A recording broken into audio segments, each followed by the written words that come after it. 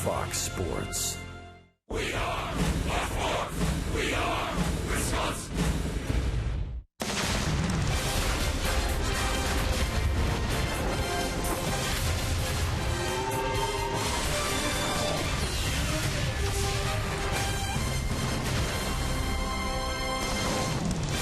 Monday night at Miller Park. Great to be home. The roof is open. It is a beautiful night for baseball here, and we're set to start a 4-game series. The Phillies and the Brewers, and how about those All-Stars? Aramis Ramirez, he'll make his 3rd appearance. Carlos Gomez, now a starter, his 2nd appearance in back-to-back years. K-Rod, it's been since '08. He's going back for the 5th time. And first-timer, Jonathan Lucroy, the 4 Milwaukee Brewers All-Star selections. Hi, everybody. That's how we get the day started. It's a great day here in Milwaukee. Great to have you with us. Alongside Bill Schroeder, I'm Brian Anderson. Sophia Minard, our reporter, here tonight as well. And, Rock, this is a great day for Milwaukee because you have 4 All-Stars that are going to be representing the Brewers at the Midsummer Classic next week. And I think it is a great testament to how the season has gone so far. Yeah, one of the best records in all of baseball. You should have multiple players on the All-Star game. 3 position players and 1 pitcher. First, Aramis Ramirez, his 3rd All-Star game. First time he's been elected by the fans, and certainly deserving. Key component of this offense all season long. Even battling injury, playing fine defensively, and kind of the catalyst to this offense. Carlos Gomez, back-to-back All-Star years. Voted in this year. Francisco Rodriguez, who would have thought in the beginning of the season K-Rod would be the closer? Well, he's the closer, and he's nailed down 27 of them this year. 27 saves. And Jonathan Lucroy, the number 3 guy, catching, swinging the bat, 30 doubles. He's been hitting well over 300 all season long. Defense has been impeccable. Certainly deserving of an All-Star selection this year. Well, the thing about Jonathan Lucroy is you see the names and the numbers. Lucroy becomes the first catcher since 1999 to make the All-Star team as a Milwaukee Brewer. Got to go all the way back to Dave Nilsson. And Aramis Ramirez becomes the first ever 3rd baseman to start, and the first 3rd baseman since Jeff Cirillo for the Brewers back in '97. So there's a couple of spots there that the Brewers haven't placed many All-Stars in recent years.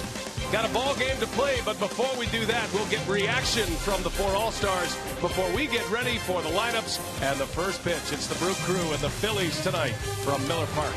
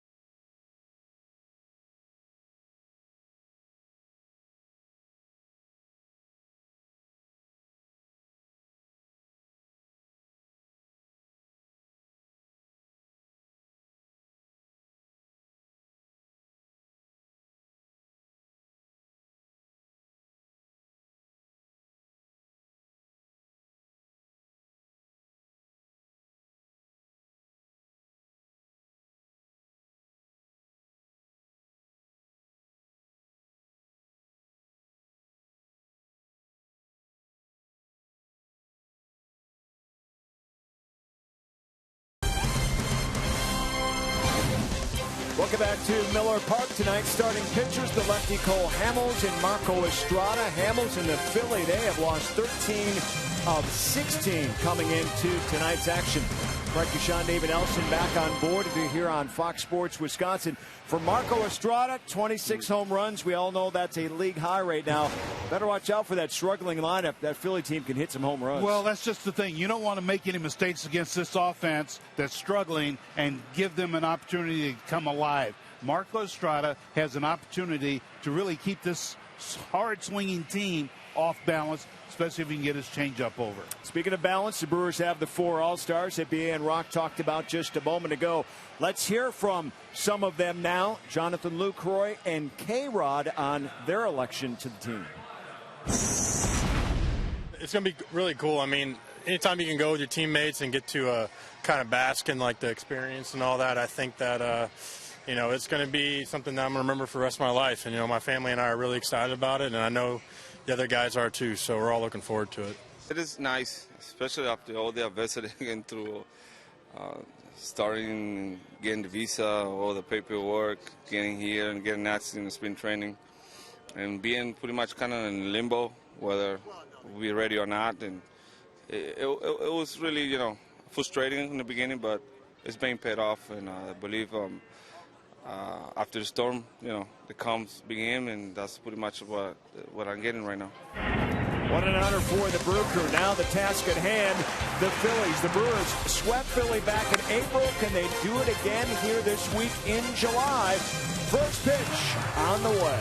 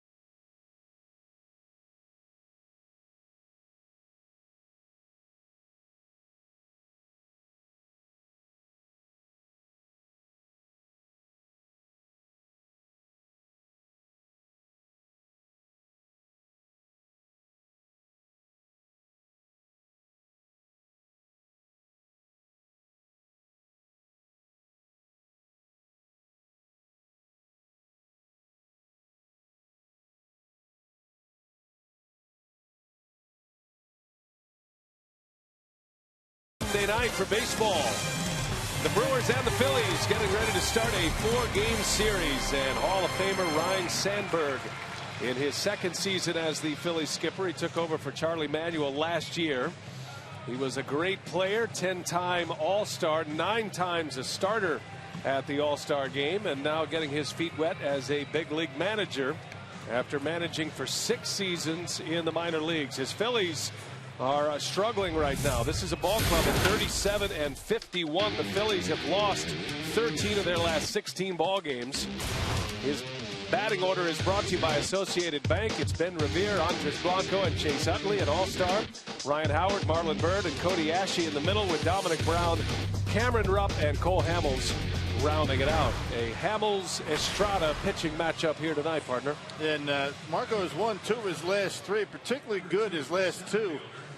He's only given up a combined 4 runs in 12 and a third innings. He took a loss his last time out against the Blue Jays. 6 innings, 2 runs, although he did give up a couple of home runs. You see the home run ball has been a problem for Marco. A major league leading 26 of them this year.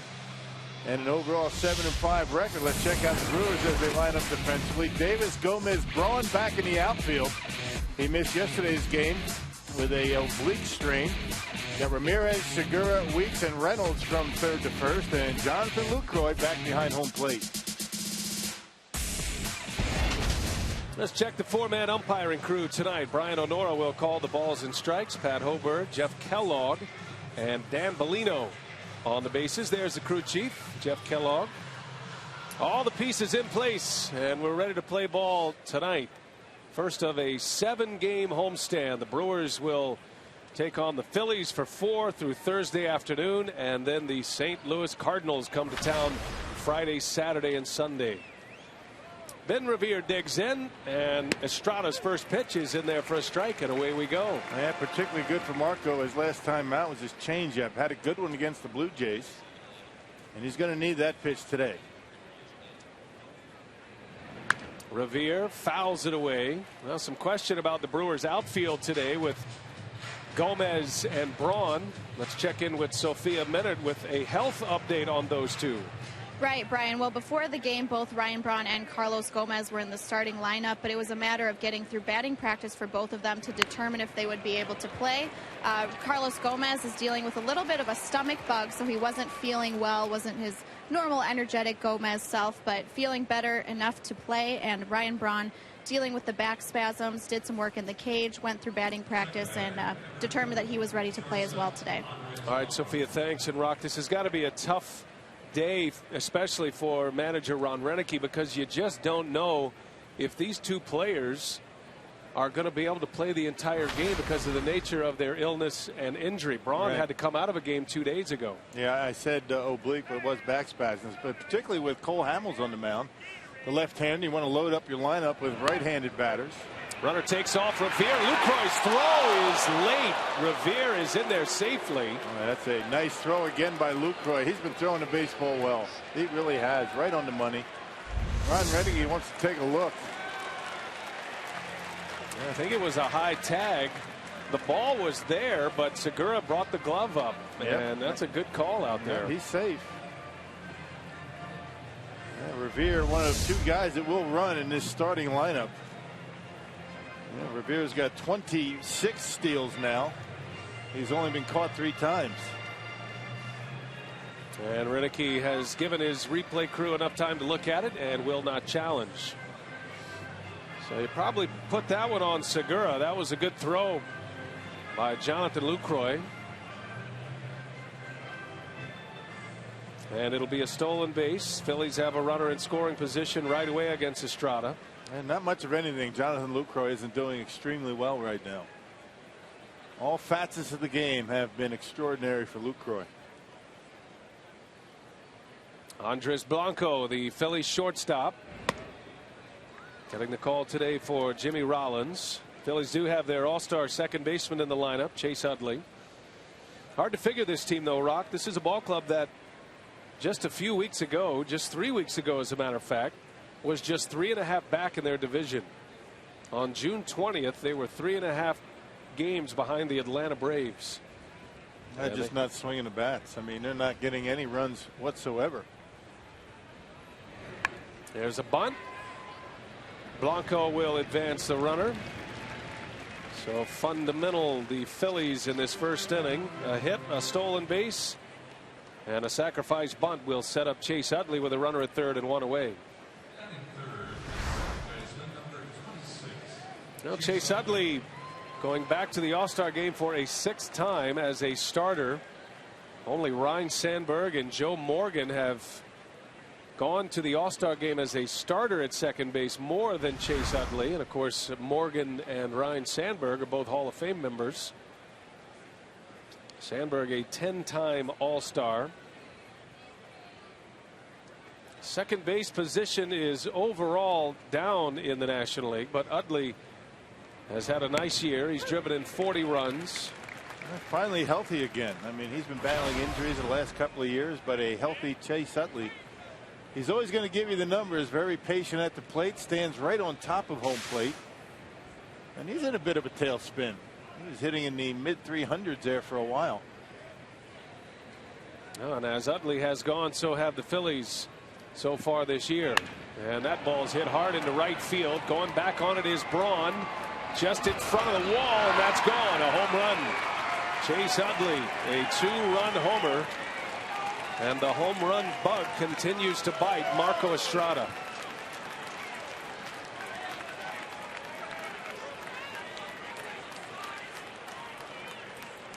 Estrada gave up a first inning home run in his last start to Jose Bautista of the Blue Jays.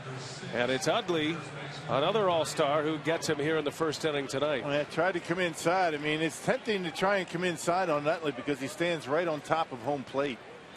But you miss just a little bit over the plate, and this is what he's going to do to you. And he gives the Phillies an early 2-0 lead.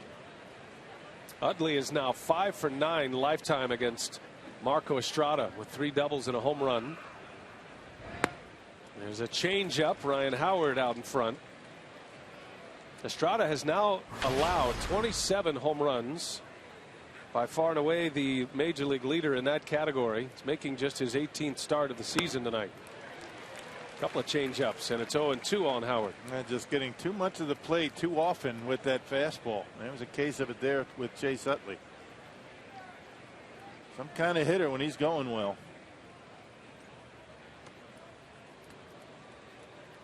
Utley now with 7 home runs, 42 driven in.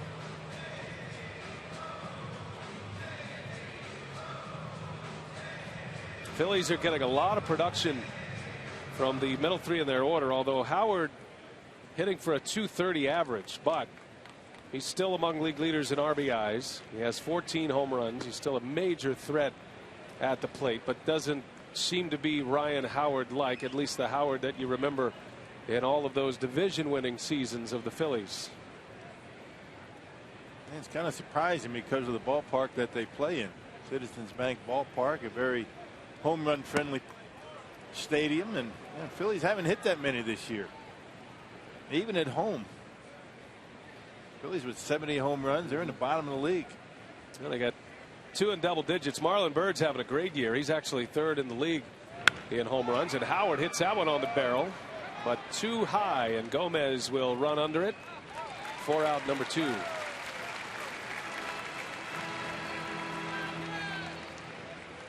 And here comes Marlon Byrd.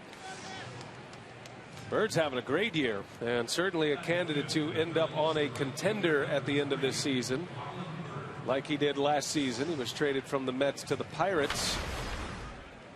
18 homers, 52 driven in. He's 3rd in the league in home runs. I checked that, tied for 2nd in the league in home runs. And his RBIs good enough for 8th in the National League.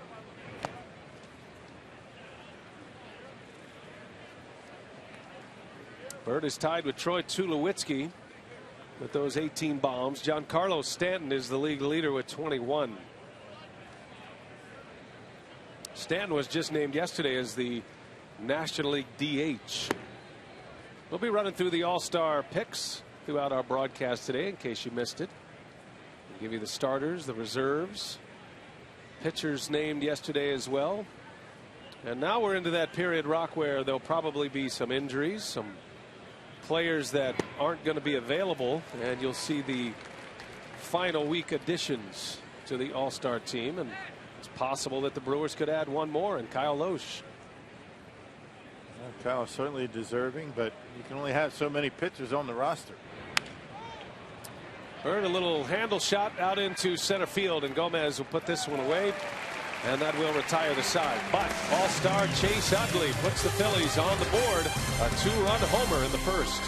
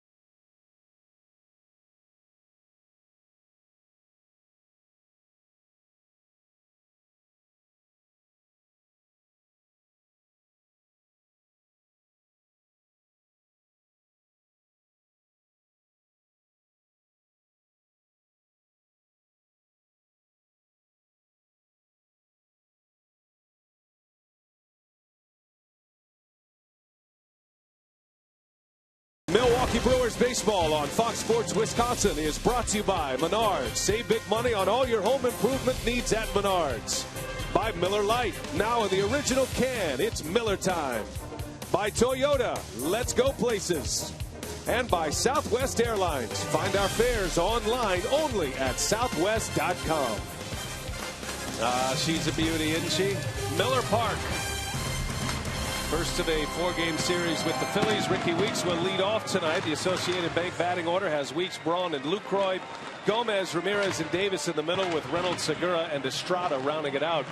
The lineup that Ron Renicky puts together to face Cole Hamels. Cole Hamels making start number 15. He started the season on the disabled list, came back in April. A .298 earned run average. The Brewers beat him, that first series back in Philadelphia. They had a very good month of June, although only had a 1-1 record. A .123 earned run average in June in 6 starts. Getting very little run support. Sparkling ERA despite just the 2 wins. His wins have come against the Reds both times. He beat the Reds at home and he beat the Reds on the road. Coming off a loss his last time out against the Marlins. Run support has been an issue for Cole Hamels since June 11th. Only 1.3 runs per game by the Phillies. That speaks to their current slide. Phillies have lost 9 out of their last 10 games, 13 of 16. And the Brewers have a streak going against the Phillies that has gotten to 6 in a row now. Remember, the Brewers swept them in Philadelphia earlier this season. That was the first road trip of the year. The Brewers swept the Red Sox and then swept the Phillies back in April. Yeah, Hamels allowed 7 runs, 6 earned in 5 innings against the Brewers, and allowed a career high 12 hits in that ball game. So the Brewers hit him well. A guy that normally has pretty good success against Milwaukee, a 6-3 career mark. 3-1 to Weeks. Good swing. He fouls it back. Ricky back in the starting lineup. Couldn't find his way in the lineup against the Reds. They do not have a left-handed starter. So Weeks has been sitting. Scooter Gennett getting the starting nod in Cincinnati. Ricky did have a big hit yesterday. A game-tying pinch hit single. And that was in the 8th inning with 2 outs to tie the game. There's a called strike 3 as Hamels hits the bottom of the zone, and Weeks a strikeout victim to get Cole Hamels' night started. And Rock, how about the Menards Phillies defense? Oh, they struggled offensively. Pitching's been somewhat average. They have very strong defensively. 3rd best in the National League in team fielding percentage at .986. They've committed only 47 errors this year. And no Carlos Ruiz in that lineup. Jimmy Rollins not playing today. Ruiz is still going through some concussion tests. So a few familiar faces not in there for Ryan Sandberg. One familiar face in the lineup for the Brewers is Ryan Braun. Did not play yesterday, as you heard Sophia report last inning. Braun dealing with back spasms, lower back spasms. And his ability to play has basically hinged on how he feels during batting practice every day. Not 100%, still giving him some problems, but realizes how important he is in the lineup, particularly with a left-handed pitcher on the mound. And he's had a lot of success against Cole Hamels. And Braun into right center field, pretty well hit. Bird on the run and will run it down for the out. Bird, an excellent outfielder, tracked that one perfectly to retire Braun in the 2nd out of the inning. Well, he played deep with Ryan Braun at the plate. That's not that difficult to catch. Bird able to haul it in. There's a changeup from Cole Hamels. He's got a good one. You're going to see a lot of those. Ryan Braun protecting the outer half of the plate. Marlon Bird able to grab it right in front of the wall. 2 up and 2 down, and a nice ovation for Jonathan Lucroy as he is announced. A first-time All-Star, and it is a significant accomplishment to make the All-Star team as a catcher in the National League. This is a golden era of National League catchers. You've got Yadier Molina, who is the stalwart behind the plate. He's the starter. Lucroy made quite a surge. Brewers fans, we tip our hat for the voting that went down over the last probably 2 or 3 weeks. Yeah. Lucroy opens play today, tied for first in the National League in multi-hit games. He's second in batting average behind Troy Tulowitzki.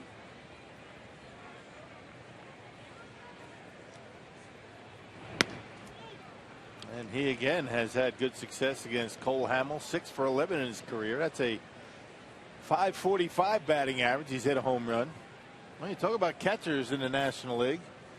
3 catchers on the All-Star team, all coming from the National League Central. The other, Devin Mesoraco. Yep, Mesoraco having a great year with the Reds. And you think about Lucroy and Mesoraco pushing their way into the All-Star team in the National League. Guys like Buster Posey. You've got Willeen Rosario in Colorado, who's having a bit of a down year, but still a major power threat behind the plate. Russell Martin, bit of a changing at the guard. Lucroy in the center field, right at Ben Revere, and that will retire the side. So Hamels, after his club gives him 2 of the first, a 1-2-3 bottom of the first.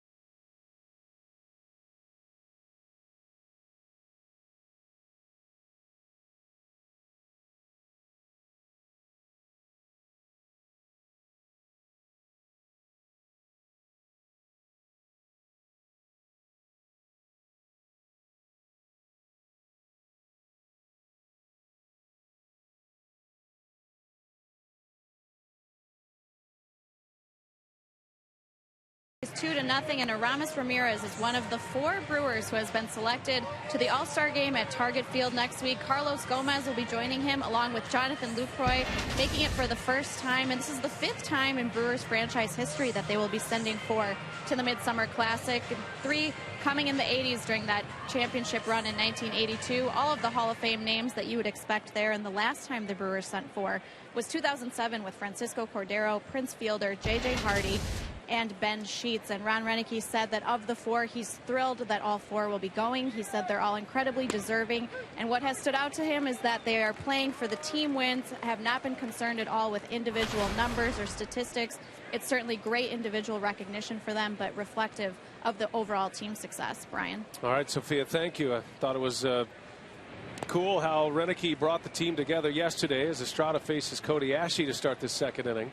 Renicky brought the team together in Cincinnati, and they gave out the All-Star packets. They mailed those to the Brewers to distribute to the players, and Renicky gathered the whole team and then started to dole out the packets to the individual players in front of the entire team, and that's a great honor for a manager to be able to do that, and for the players to be recognized with their teammates.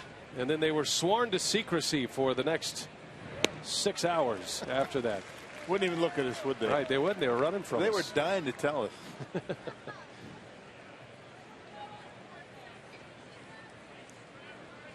Well, Marco Estrada down 2-0 early. Ashe,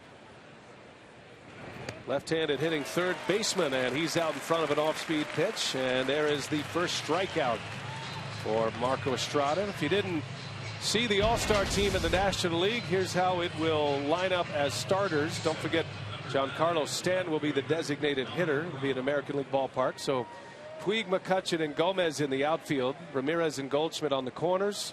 Tulowitzki was the leading vote getter. He and Utley at the Keystone, and then Yadier Molina behind the plate as the starter once again. That's a pretty good team. I think I can't really argue with any of those selections.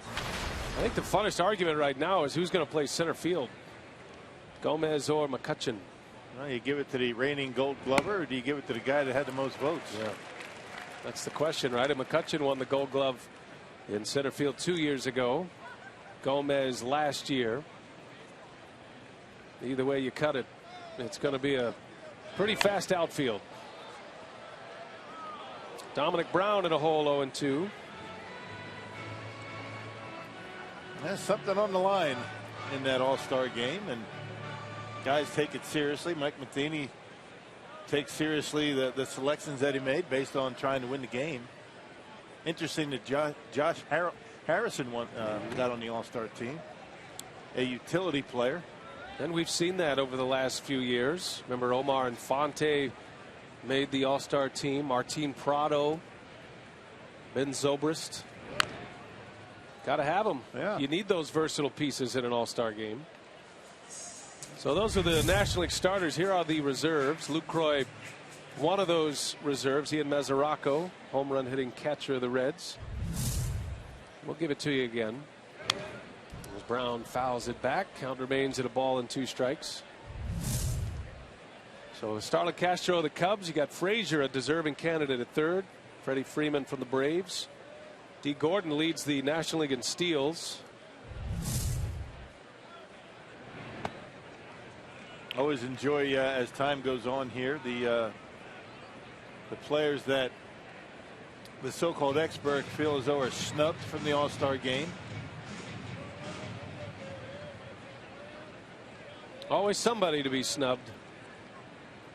No matter how many you have on the team, there's always going to be that. There's got to be a line drawn somewhere, right? Mike Matheny will announce his starting pitcher as we get closer to the game. There's a bouncer in the hole. Tough play for Segura. Throws on the run, and it is not in time. Close play. Heck of a play by Segura, but Brown able to beat it out. Man, it's amazing that was that close. And Brown not really getting down the line all that great. Didn't look like he was really striding it out as he got to first base. Segura playing up the middle. And beating the ship is Brown. And look at this throw. Boy, pretty close.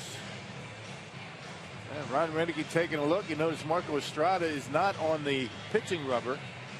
You know, giving his manager an opportunity to look. And Ron Renneke says, nope, I'm not going to challenge it. Pretty close. I think that's the right call by the skipper. No clear and convincing evidence there. Remember, the ball has to hit the leather of the glove, and that's what we're talking about here, frame by frame. So it looked like he beat it. Had a couple of close calls go against Milwaukee. Here's Cameron Rupp. Rupp getting some time in the big leagues. Carlos Ruiz is injured. Will Nieves is hurt as well, the backup catcher. So Rupp getting the playing time today. And we got a balk. So Brown will take second base on a balk. See if he can pick it up here. Well, foot on the rubber, and let's see what he does. That drops the ball. I mean, that's pretty easy.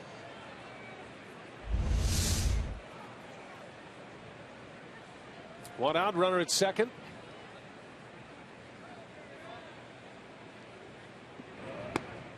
And a breaking ball down and away.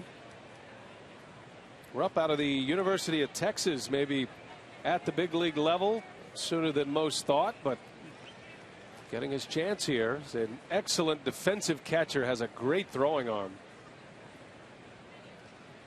Thought of as a hitter through their minor league system, but you never know until a guy gets to the big leagues. In the air to right, pretty deep. Braun inching back. Brown's going to tag on him, and Braun lets one go. Brown into third base. So 2 outs in the inning. Yeah, for just $20, join Crew HD and receive a Terrace Reserve ticket. to the July 10th Brewers game and a Harley-Davidson Museum ticket and a can koozie. Call 414-902-4000 or visit brewers.com/HD Museum for details. 2 outs for Cole Hamels, the Phillies pitcher who can swing the bat a little bit. He is no easy out at the plate. He's got 7 hits this year. He's hitting .241 this season.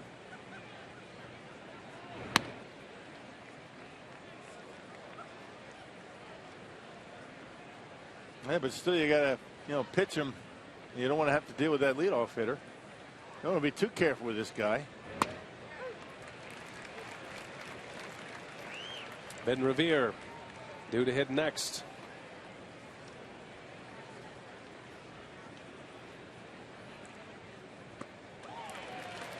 Doing the changeup on a 2-1 pitch.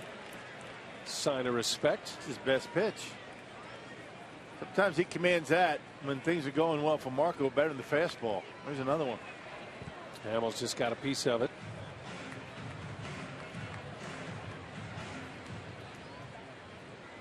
Two to nothing Phillies. A 2-run homer by Utley in the first inning.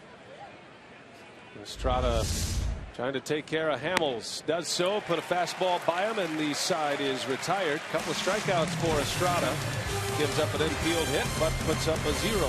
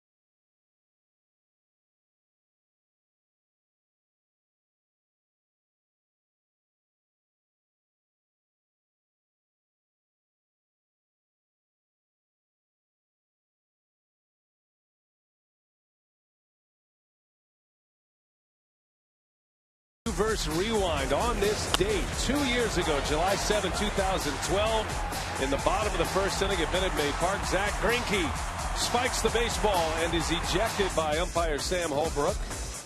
Greinke would come back and throw the final game before the All-Star break, and then he would throw the first game back from the All-Star break. So he became the first pitcher to start 3 consecutive games for his team. That always cracks me up because he didn't get thrown out for arguing the close call. He got thrown out because the umpire thought he was mad at himself. And the last time that happened, Red Favor. That's it. With the White Sox back in 1917. So Zach Greinke, part of baseball history. I could never look at that video and not laugh. 4 pitches, started the next day, sat the All-Star game, started the first game back. Zach Greinke, an All-Star once again. He's having a great year, by the way, with the Dodgers. Have you ever seen a big leaguer do that? No, I haven't.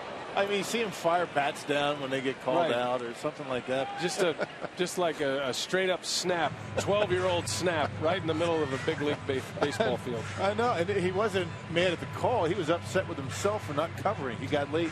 He was late getting over there, and Sam Holbrook thought he was upset with him. Carlos Gomez fouls one off the mask of Rupp. giving him a little time to shake the cobwebs loose. Is it bad that I think that's funny? No, it is funny. It was kind of funny then, but yeah. you know, we couldn't really laugh. Right. We were appalled he was thrown out at the time. Well, not really. I mean, you throw a ball, spike a ball like that, you're getting tossed. Gomez down the line, a base hit. And this one bounces off the sidewall. Gomez into second base with a double. So a leadoff double for the Brew Crew to start this second inning. Yeah, the catalyst, I mean, he gets things going for this team. I mean, the emotional leader.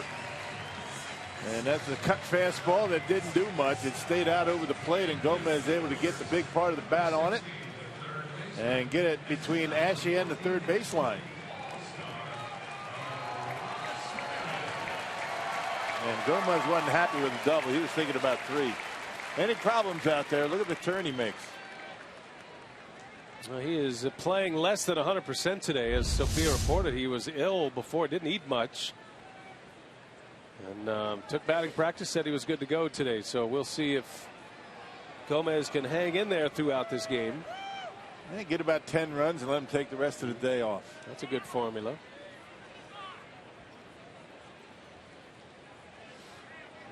Gomez at second for all-star starter Aramis Ramirez.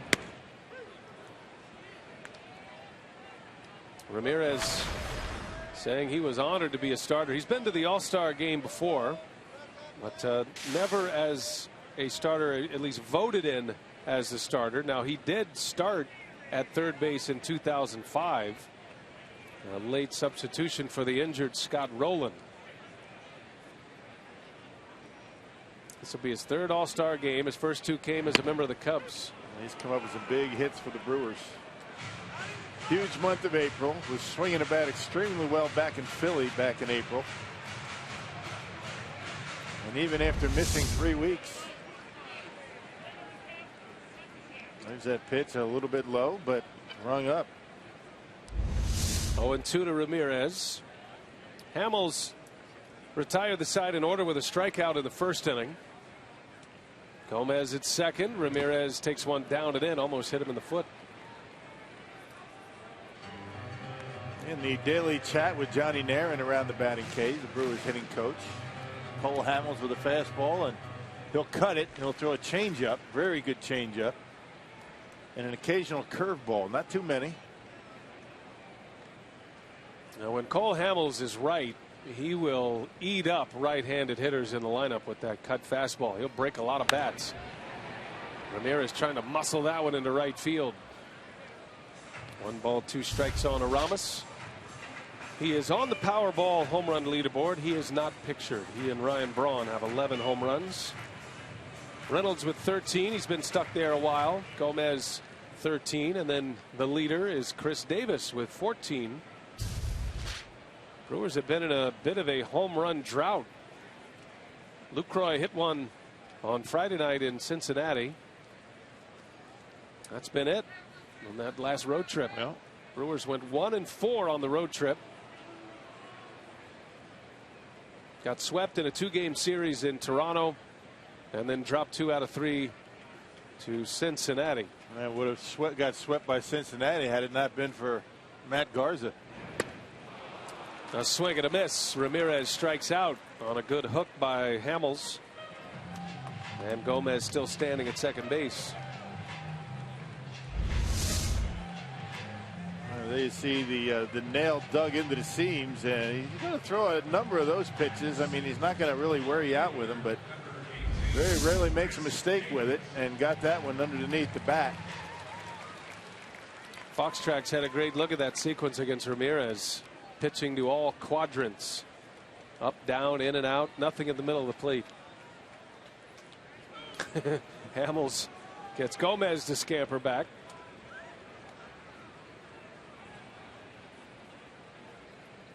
Chase Utley is right near the bag, trying to keep Gomez as close as possible. Yeah, covering second like a first baseman would cover first. Gomez dancing behind Hamels, and a fastball strike. Davis comes in hitting .258 14 homers, leads the club, 44 driven in. One of 5 players to have 40 RBIs in the Brewers lineup.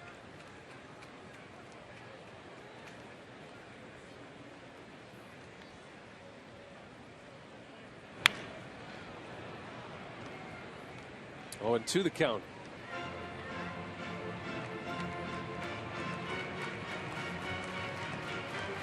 She got a souvenir. Way to go, Dad. If you're going to sit that close down on the front row, that's the thing to do. Bring your glove. Got to be ready. Protect yourself and those children, right? You get some hot line drives over there. Pick off play. Gomez is out. Utley standing right there. I'm not sure why Gomez took such an aggressive lead, but that was an easy out for Cole Hamels. He was taunting Hamels the whole time he was over there and finally got picked off. And check out Utley. I mean, he's literally right on top of the bag, and that's not even close.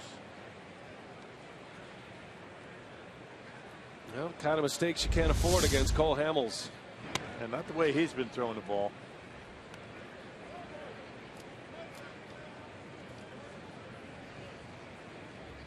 Brian O'Norman looked like he wanted to ring up Chris Davis on that and then changed his mind. I thought he rung him up.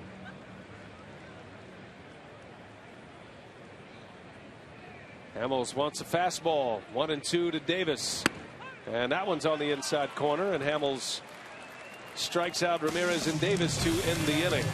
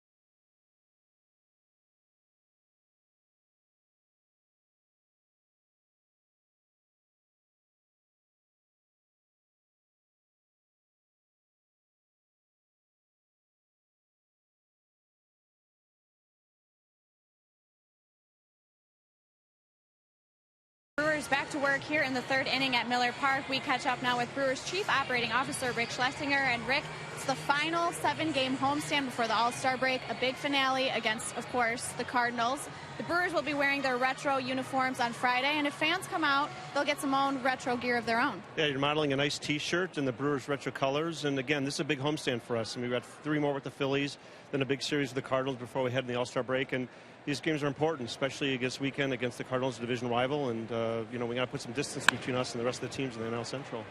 The team also announcing today a special giveaway for Hank. The Hank bobblehead was so popular that now there will be a Hank towel giveaway. Hank beach towel, and everything Hank is big, and we sold out the bobblehead day in a few days, and everybody clamored for something Hank, and it's summer, and Hank loves the beach, so why not combine the two and have a beach towel? So we're going to have a lot of fun with it, and he'll be here as well.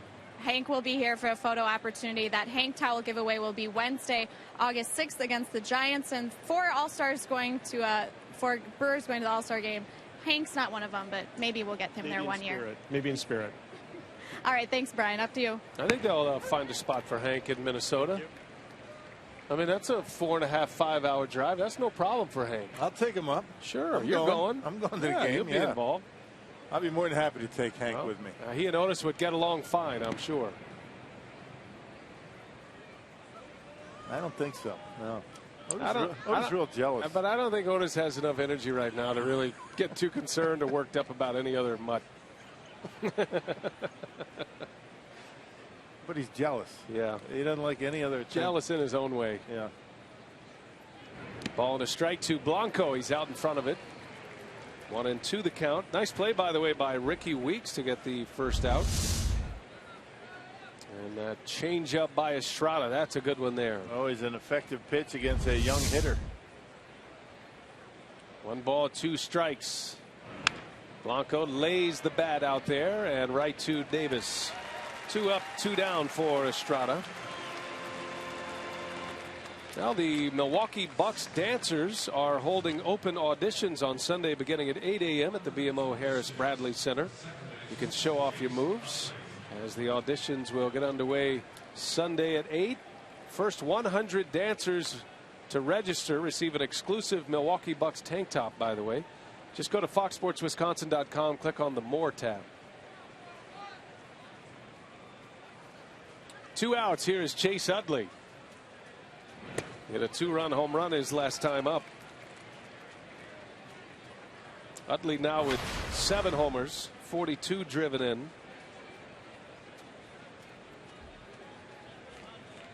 This guy's had a great career. Just went over the 1,500 hit mark recently. A spinner in there for a strike. 0-2. A number of different injury problems have cost him a lot of games. One of the best in the business when he's healthy. And Utley hits it sharply past Segura. Base hit. He's 2 for 2 today. So a 2-out single. And that's going to bring Ryan Howard to the plate. Yeah, tonight's time of the game winner. Mader's Restaurant in Milwaukee. That's some good German food down in Mader's. If they call the Brewers in the next 24 hours, they get 40 Miller Lite beer pen tickets to a Brewers home game. This offer courtesy of the Tavern League of Wisconsin and Miller Lite. Been to Mader's? I have been there. What kind of German cuisine is on the top of your list? Yeah, sauerbraten, you got Wiener Schnitzel and stuff like that. You don't like that? No, I love them all. It's fun to say. They're all fun to say. That's what I like about it. I like ordering it. You just like making me say it, right? Well, you say it better. You are a Schroeder. I do have some German blood in me. I figured that. 2 outs for Ryan Howard. Anything else you'd like me to say?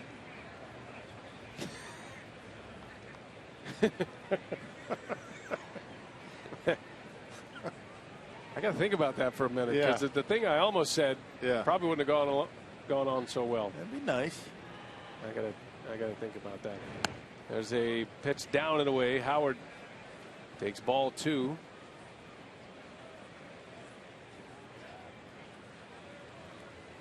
Last time up, Howard flew out to center.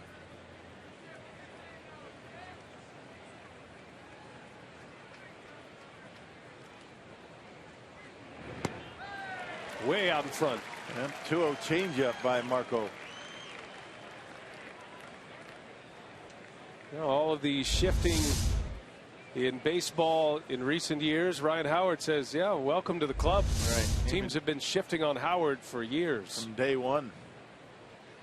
He and guys like Adam Dunn, big left-handed bat. Carl Mueller's going to join us tomorrow. One of the gurus in that Brewers baseball operations department as far as advanced scouting goes and shifting. He's going to join us in the booth tomorrow, so we'll get to dive into some of the metrics with Carl Mueller tomorrow.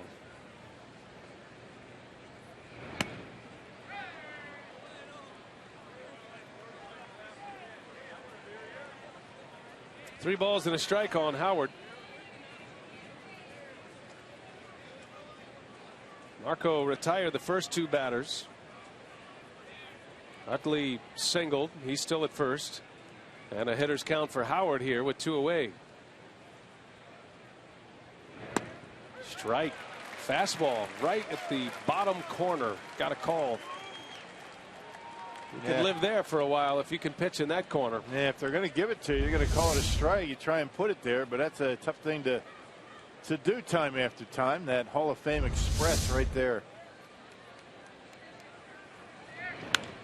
And that one's rifled into right center field. That's trouble. Going to get down. Braun cuts it off. And Utley's going to try to score. Segura's throw is late. And it's a 2-out RBI double for Howard. Check that, a 2-out RBI single for Howard. He stayed put. And not running all that well. And that's a double for just about everybody but Ryan Howard. Taking it easy around those bases, even on the throw into home plate, decides to stay put at first. A changeup from Marco. And it got too much of the plate, but it was down. It looked like Ryan Howard was expecting it, and with Chase Utley on the move on a 3-2 pitch, he scores all the way from first base. Well, this Phillies offense that has been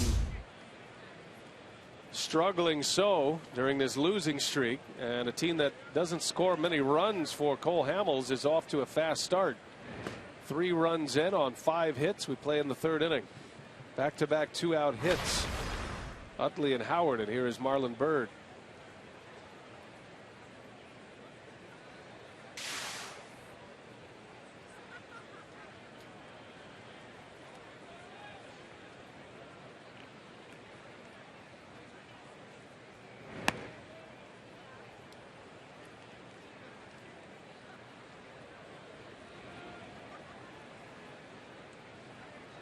I don't see Marco venture too far from the pitching rubber all that often, and he's been doing that a little bit in this game, meaning he's a little bit uncomfortable. Maybe just can't get that comfort level out there in the pitching mound. It's a corner with a fastball. He's been falling behind a lot of the Phillies hitters. That is not a recipe for success for Marco Estrada. He's got to be a guy that's ahead in the count, getting the hitter in a defensive mode. And most of the time that means locating his fastball early in the count. Establishing the fastball down, working the changeup, and then later on going with the high fastball.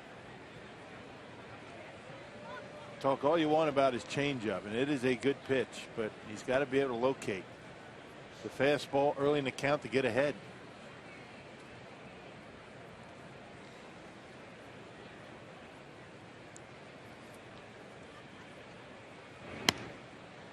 Three balls and a strike.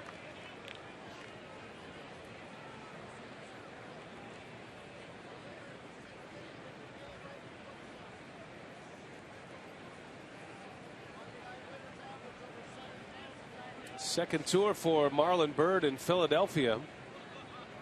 Came up with the Phillies. Came through their minor league system. Was a Philly for the first 4 years of his big league career. Another changeup from Estrada. And another full count. And Ryan Howard is going to be on the move.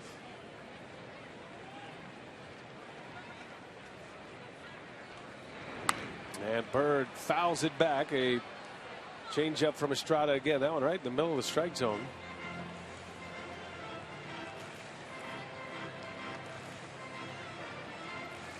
Byrd had a great comeback here last year with the Mets and the Pirates. There was some talk that he might be out of the game. Faced a PED suspension. Also had some eye problems, vision problems, was hit in the face. There goes Howard, and Byrd fouls it away again. Well, lost some weight, came back. Yeah, worked hard and made himself into a very good player. In 2012, Byrd, he split time between the Cubs and the Red Sox. He hit .210. He had 1 home run and 9 RBIs. Played in just 47 games the entire season. Came back last year. Hit .291. Drives that one to right. Well hit. Braun is back, feeling for the wall, and he's got it. Just at the cutout. Nice catch by Ryan Braun, and that will end the inning. As the Phillies tack one more on the board, they lead 3-0. Estrada off to a slow start. Good play here by Ryan Braun. to win the frame.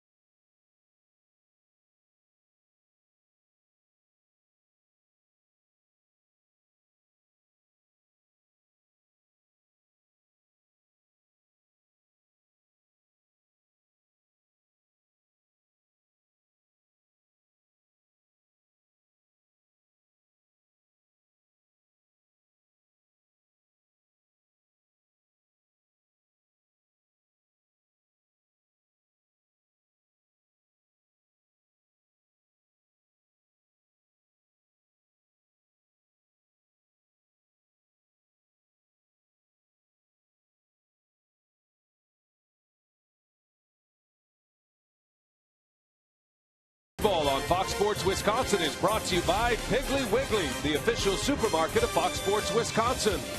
And by Marshfield Clinic. Don't just live, shine. Monday night at Miller Park. Great to have you with us. Brian Anderson with Bill Schroeder, Sophia Minard. Craig and Davey, our Brewers Live pre- and post-game hosts.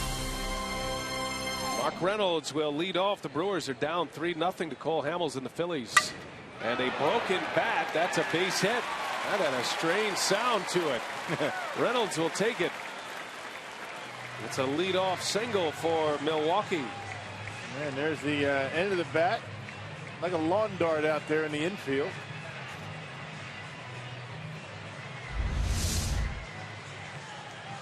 Yeah, change up right off the end of the bat. And Reynolds still holding the handle and into center field for a base hit.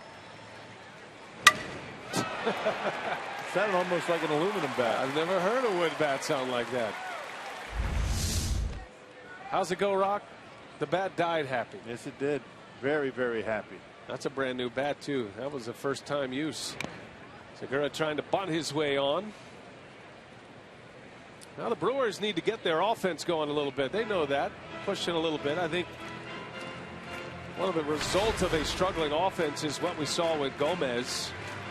I mean, there's no excuse for getting picked off with the second baseman standing on the bag, but I think that's kind of symbolic of what's going on right now. Everybody maybe just trying to do a little bit too much.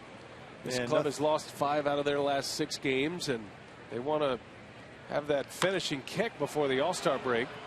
Hamels over to play this one and throws. It is in time. Howard just kept a toe on the bag. Yeah, that big long wingspan paid off big for Cole Hamels that time, and that was a heck of a play by Howard. Normally a pretty short fielder out there. Cole Hamels almost threw that one down the right field line. You can see the toe still on the bag, and it's a snow cone in the glove. That wide frame, that 6'5" frame of Ryan Howard. Able to make that play. Works like a sacrifice ultimately on the swinging bunt by Segura. You get a runner at second base.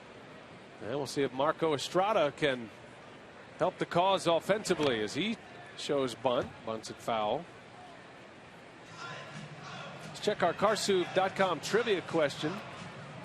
Who did the Brewers send to Cleveland in the CC Sabathia trade on this day in 2008? There are 4 players to choose from. We'll give you a hint. One of those players is an all-star in the American League this year. 4 for 1. Brewers traded with the Indians for CC Sabathia July 7, 2008. And they do it again. In a second. Yeah, and at the time, the Brewers traded one of the players, one of their top prospects, the top prospect in the organization. But he's not the guy who ended up being the best player in that deal. You can give his name. I can't do that. You know you want to. They get very upset in the truck. Just one of them. Go ahead. 0-2 to Estrada. It's upstairs, ball one. Don't shame me. Don't you be shaming me over there, Rock. I mean, you kind of you have to give the name now. I mean, you just kind of did the intro and then you just drop it like a lead balloon. You can't do that. They'll put the question back up later. There's a called strike three. Boy, Hamels has dialed in on that inside corner to the right-handed batters. Yeah, the cutter, the four-seamer, then you go to the change-up away, and that's why he's been so successful. Strikeout number 4 already in the first 3 innings. That's what the division race looks like as of today. The Brewers 4.5 ahead of the Pittsburgh Pirates. Pittsburgh swept Philadelphia over the weekend.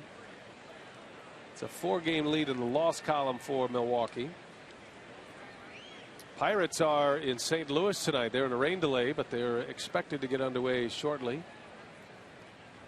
Key series between the Cardinals and the Pittsburgh Pirates. Pittsburgh's won 8 of their last 10 games to move into second place. So despite the fact that the Brewers have lost 5 out of 6, they've only dropped 2 games in the standings. Remember, they had a 6.5 game lead in the division prior to that road trip. Gave up a couple of games. In great shape, all is well.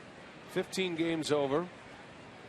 But the Brewers certainly know they have to get things turned around offensively. And you're going to go through stretches like this throughout the season. I mean, the Brewers have been so good for so long.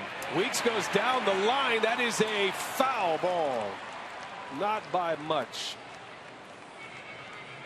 Would have scored a run. Would have been an extra base hit with 2 outs, but Weeks misses the line by inches. Good approach by Ricky and misses the line by about maybe 6 inches. That might have been 3 bases for Weeks.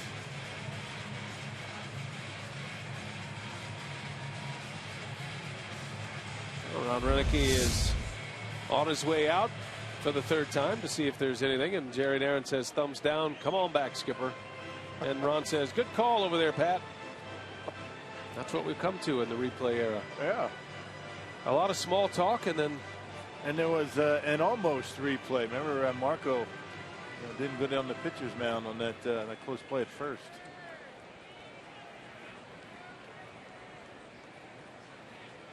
So a 1-1 count on Weeks. Ricky hitting is his hitting .266. Got an on-base percentage of .333 in that platoon with Jeanette. A rare leadoff platoon, but it's worked. Yeah. Scooter's done well because he's facing mostly right-handers, and Ricky's done well because he's facing lefties.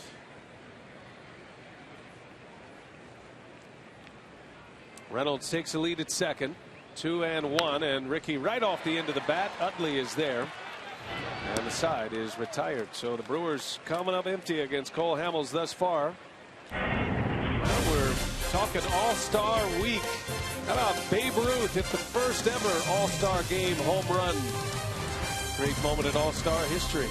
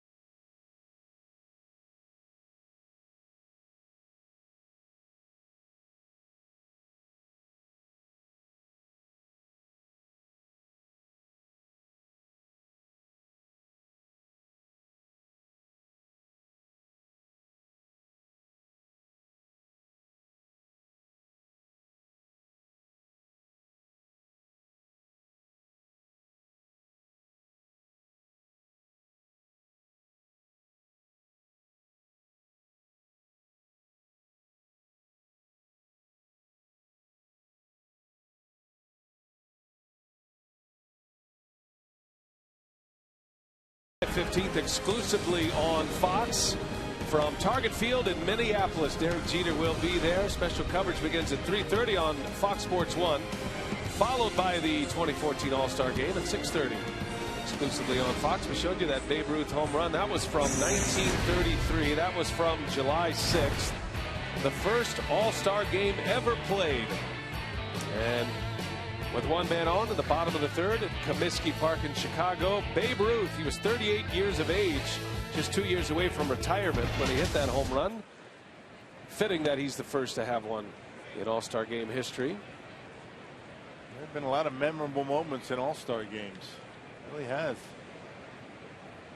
Where were you sitting for that Babe Ruth home run, Rock, in 33? Cody Ashe, a swing and a miss, a ball and a strike. I've been to a couple of All-Star games as a fan. Never made it as a player, of course, but was here. And then the following year, the year after, the one here at Miller Park at U.S. Cellular. Out there, over there in Chicago. My memory serves, you were kind of an MC for the home run derby here at Miller Park. Is that right? No, that was Sutton. Oh, I'm sorry. What I did was, for batting practice for the home run derby, I kind of interviewed players. Oh, I see. You know, while they were loosening up. During the BP session. Right. That was a good time.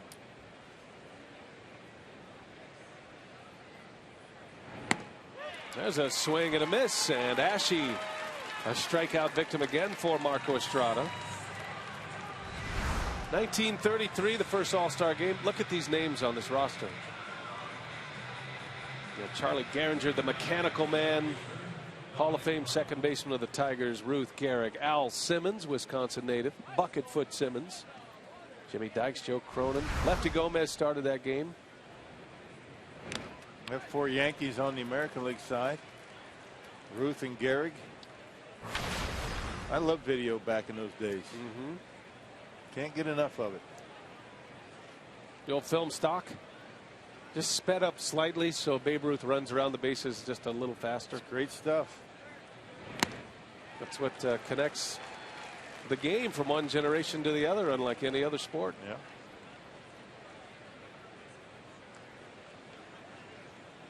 Oh, and 2 the count on Dominic Brown.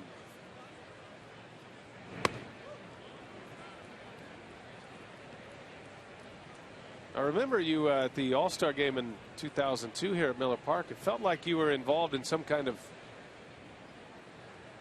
sweat experiment to see how many fluids you could lose while in a suit. No, I wasn't in the suit for that. Oh, that wasn't you. Whoever's giving that information in the truck, they're way off. They've been off so far. I was just recalling my own memory. Were you here? I was watching from afar. That was right after you blew me off. That was in Houston. Yeah, right. So I had a special interest for you that day.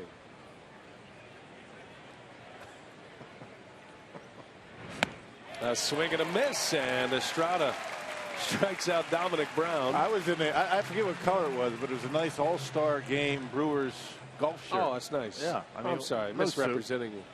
No suit. Sophia has something to say. Go ahead, Sophia.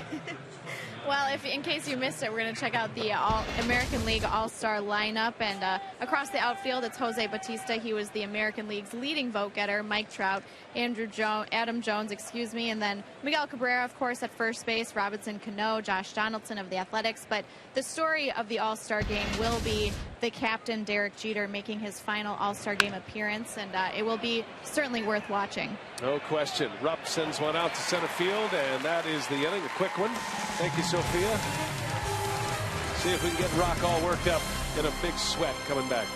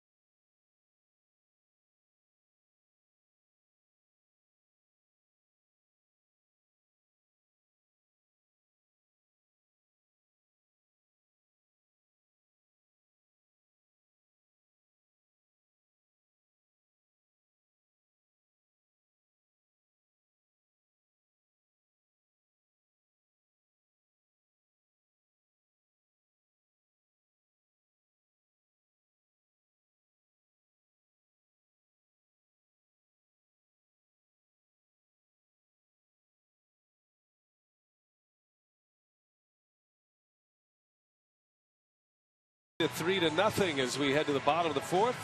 Now time for you to tweet your photo using hashtag WisFanPhoto for a chance to have it shown in an upcoming broadcast. Brought to you by AT&T. Cole Hamels has faced one over the minimum. He's given up 2 hits, but he picked off Gomez in the second inning after a leadoff double. So hasn't been in the stretch all that often. And he's faced one over the minimum as we head to the bottom of the fourth. It'll be Braun, Lucroy, and Gomez coming up. Brewers have seen some terrific pitching performances recently. We talk a lot about the Brewers struggling offensively, but they've run up against some pretty talented hurlers lately. Yes, they have. They saw some good pitching in Toronto. They saw some good pitching, certainly some good pitching. Alfredo Simon in Cincinnati. Homer Bailey yesterday. Matt Latos. Yeah, guys have been pretty good. You wonder why the offense is down. That's why pitching's been very good against the Brewers. But that's going to happen. Offense is going to come and go. You just hope that your pitching and defense keeps you around. That's what happened pretty much in April for Milwaukee. That 20-9 start was because of excellent pitching, very good defense, and the offense really wasn't doing a whole lot.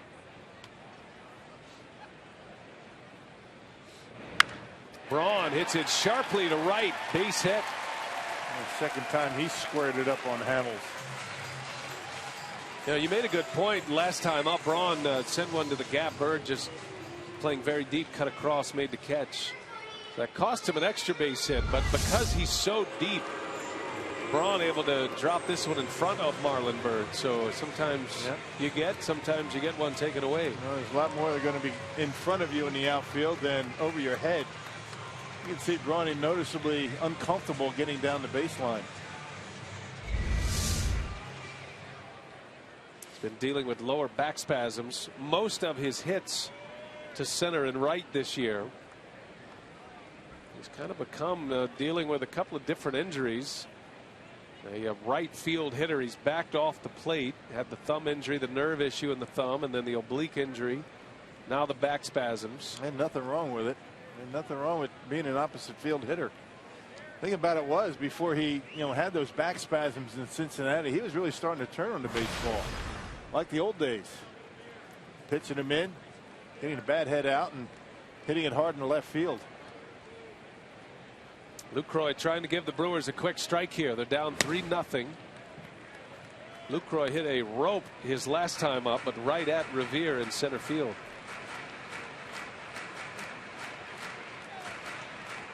It's quite a story for Lucroy. Here's a guy that out of high school was only recruited by one college. He had one scholarship offer. That was to Louisiana Lafayette.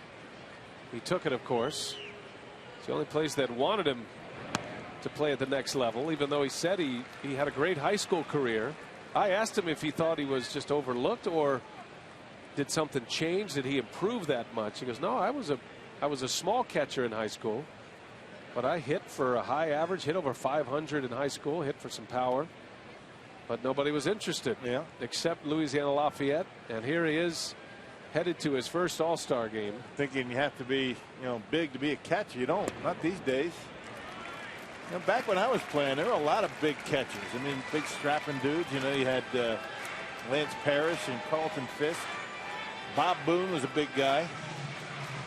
But you don't see that much anymore. We're talking 6'2", 6'3", those guys.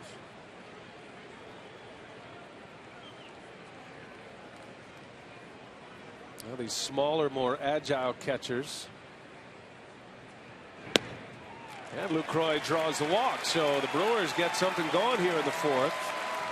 A lead single by Braun. Lucroy on a free pass, and now 2 on, nobody out for All-Star Carlos Gomez. Let's check in with Sophia. Well, Ron Renneke had high praise for Jonathan Lucroy making his first All-Star game, saying he is especially deserving for the way he goes about the job. We all know the offensive numbers, what a great hitter he is, but he says Lucroy spends a serious amount of time and effort working on the game plan with Rick Kranitz. He takes a lot of pride in his catching, how the pitchers perform, doing so much video work, and so he said for all of that work to pay off, he was thrilled for Lucroy to get that individual recognition. Big swing and a miss by Gomez. Well, no doubt. When everybody else is taking batting practice and working on their game, you see Rick Kranis, the pitcher of the day, and Lucroy. Maldonado being there too. They're talking about the scouting report of how they want to attack hitters. That happened today before the game, talking about the Philly offense. Certainly takes away from your preparation offensively when you're doing those things. Gomez breaks his bat. Got a chance to turn 2 here. Blanco to Utley, and they do turn 2. Well, that's the one guy you're not expecting a double play ball from, Carlos Gomez. Hamels makes the pitch, and 2 quick outs with 1 swing of the bat. Man, a lot of times when you get jammed like that, it takes you a while to get out of the batter's box to correct yourself. You're off balance a lot. And it took them a while to get out of the box, and they turned it easily. That knuckle buster. I mean, Cole Hamels not afraid to come inside. He's only allowed 7 home runs this year in 14 starts, and that's saying something. Pitching in his home ballpark. He's got a runner at third now in Braun. Ramirez at the plate, and he pulls one foul. Now the Brewers come into play tonight. One of the more prolific offenses in the National League. Powerball home run count for the team is at 89. That is good enough for second in the league. Colorado Rockies have hit over 100 team home runs this year. They lead the NL. And still second after hitting only 1 on the road trip.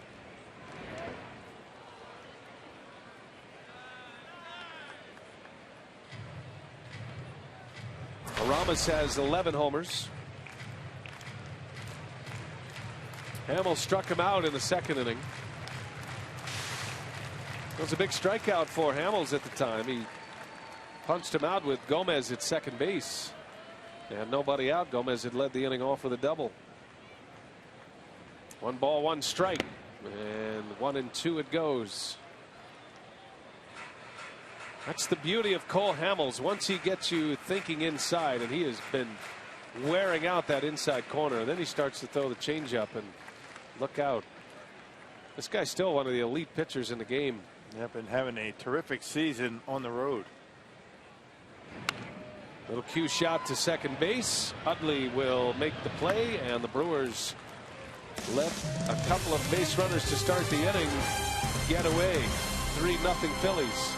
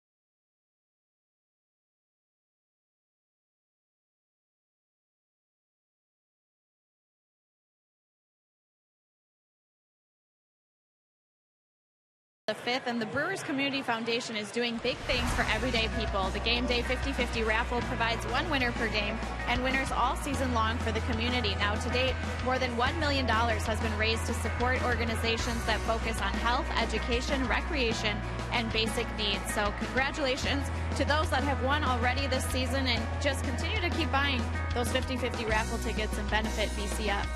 Yeah, why not? That's a good gamble. raising a lot of money. Brewers Community Foundation. Marco Estrada back on the mound. Saw some rain coming inside Miller Park. I think that's rain. I have been on the road for a while. Yeah. I could check my eyesight. I believe those. It's a fine mist. They're not scared enough to close the roof. Quickly 0-2 on Hamels. 3-0 Phillies. We play in the 5th inning. The Brewers running up against another tough pitcher tonight. How good does this ballpark look right now? That field out there, I mean, impeccable. As Hamels strikes out, so Marco Estrada picks up number 5. Nice growing season right now, yes. I guess, huh? Excellent growing season. Hey, the series with the Phillies continues tomorrow through Thursday. For tickets, call 414-902-4000 or go to Brewers.com to reserve your spot here at Miller Park. They put this outfield surface in this offseason, and it's a new kind of grass that grows very well under these conditions, and man, does it look great. It does. I was walked in the ballpark. It's the first thing that struck me, how pure this outfield looks. Great job to the Brewers grounds crew. Michael Betzer and his group doing a great job with this playing surface this year. It's a tough task, especially coming off a tough winter and very cold. Not the easiest climate to grow grass, but players are raving about the playing surface here at Miller Park. That's good to hear. Something special about walking through the concourse and seeing that big league field. Segura can't make the play. No chance he's going to throw out Ben Revere. That'll be another infield hit.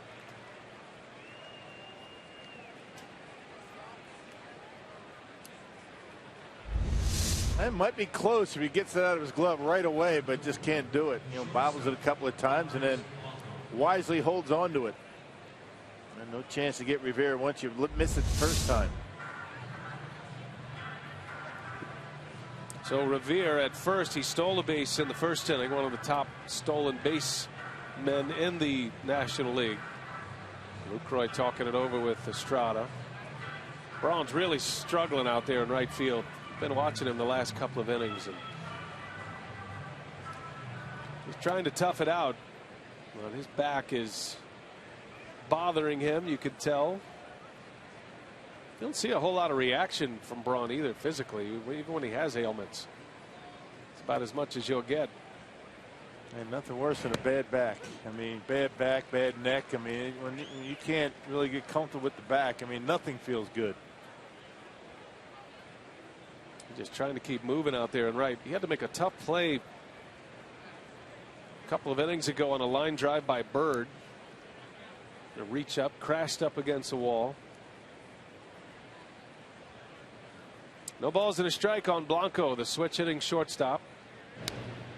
And the thing that gets you the most when you have back spasms, back bothering you, is those very quick bursts right there. When you don't have an opportunity to get going slowly. That first step, that's what gets you. That's all baseball is, that first burst. Tell you, if he was an infielder, probably wouldn't be playing in the game right now. And a close play at first. And you know Revere wants to run. Marco trying to keep him as close as possible. Yeah, quick feet.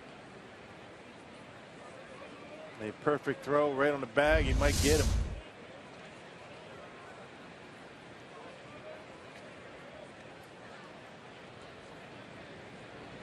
No balls to strike. Another throw to first. Revere scampers back. I guess there's enough rain in the area. They have started to close the roof at Miller Park here in the top of the 5th. So there must be something out there.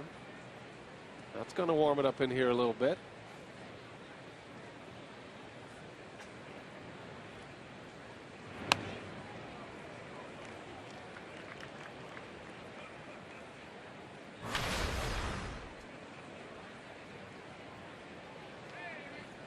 Blanco starting for Rollins.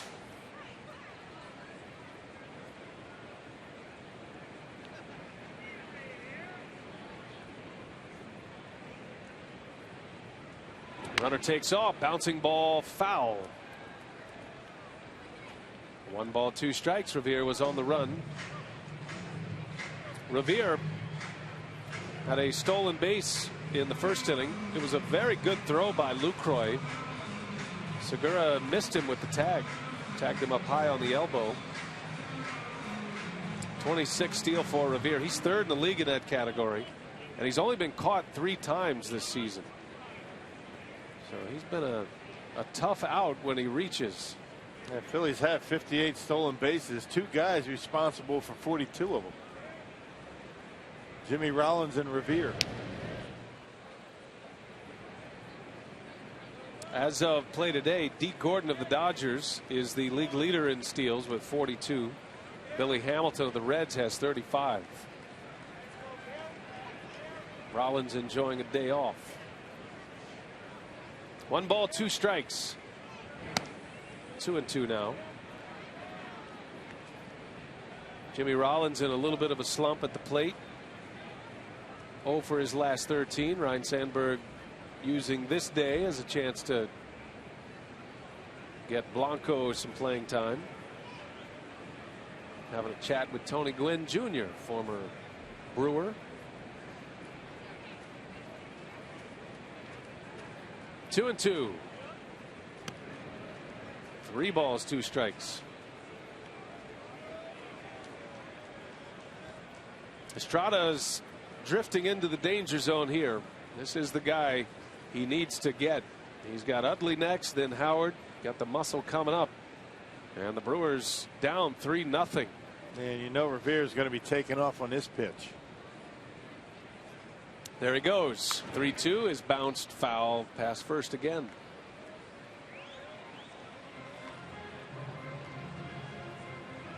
Marco not a guy that gets a lot of double play balls. He's more of a fly ball pitcher. That high fastball, the changeup, sometimes when it leaves up in the zone, that's why he gives up the home runs, and his outs most of the time are in the air.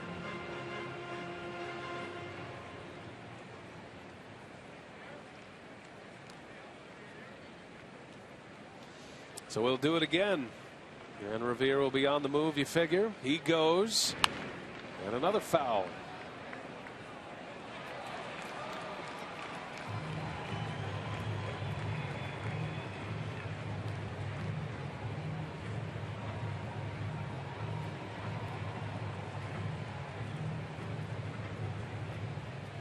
Pretty high pitch count for Estrada. 2nd in the 3rd, went over 20 pitches. Gave up a 2-run homer in the first inning. That 3rd inning, he had the first 2 out in that frame. And then Utley and Howard with back-to-back hits. Howard drove in Utley. Revere takes off, and a bouncer to Reynolds. Threw the bat at it. 2nd out. Revere ends up at second base. As promised earlier, we have the AT&T fan photo of the game. Don't forget to use the hashtag WisFanPhoto, and today it comes from Patrick. Got a little Blue Man working there, huh? The Brewman Group. Yeah. Thanks, Patrick. See, now he can get himself on Brewers television and yet be able to walk around town in complete privacy. And nobody knows. Just like the members of the Blue Man Group. 2 outs. Here is Chase Utley.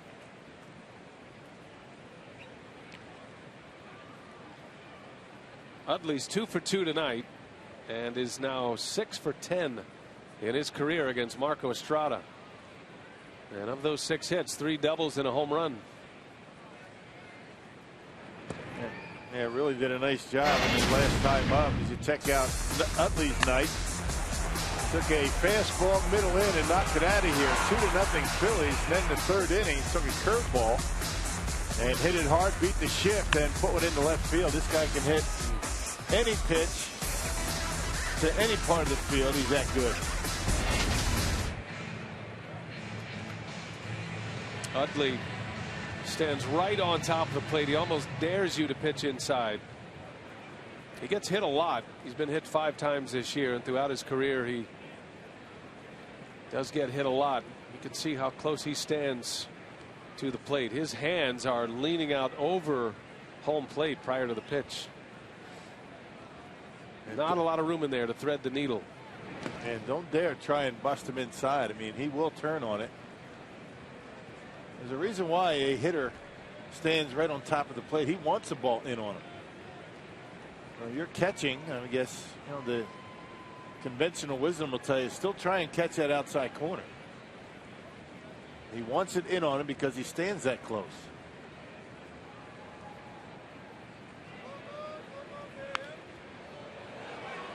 That was the way Charlie Manuel, former Phillies manager, great manager, World Series champion, that's how he taught hitting. He was one of the great hitting coaches. And he had all of his Phillies, or at least the most impactful hitters in that Phillies lineup, standing right on top of the plate. And because of that, he can hook that pitch that's middle away. That'll work him down. There's a reason why a hitter stands so far off the plate, because he wants the ball out away from him. Doesn't like it in on his hands. 2 balls and a strike. 3-1 the count. Unlike a lot of hitters who do stand that close to the plate, Utley doesn't wear a protective brace on that lead elbow. Most guys do.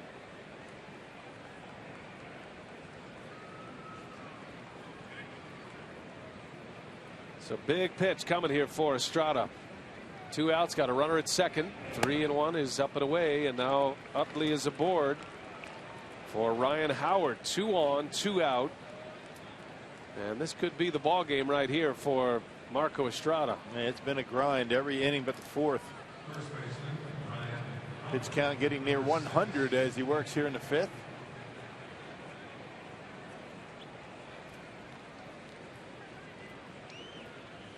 Howard drove in a run with a single. He drove in Howard from first base. Howard made it only to first.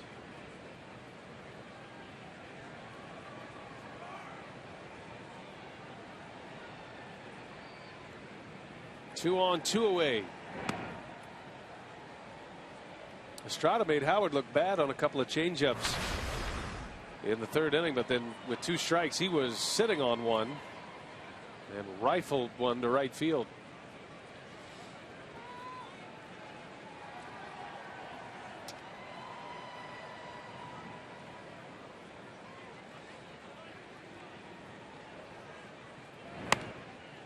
Two and 0.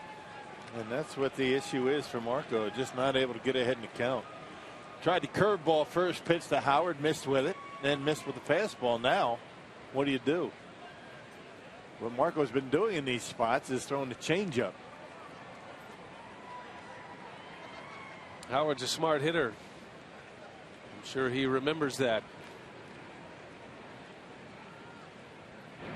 There it is, and he missed.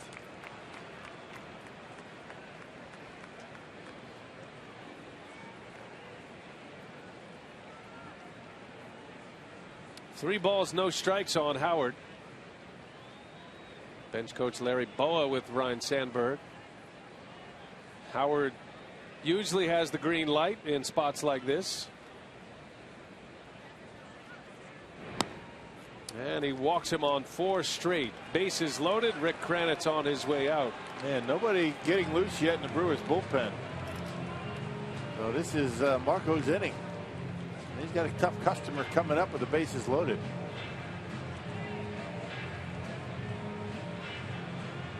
Bullpen starting to move around. Guys starting to get loose. There has not been a call yet down there. And you're looking at your ball game right here. I mean, you got to get an out. There they are, starting to move around a little bit, stretch out. Base hit here, and it's going to be tough for the Brewers to come back against Cole Hamels.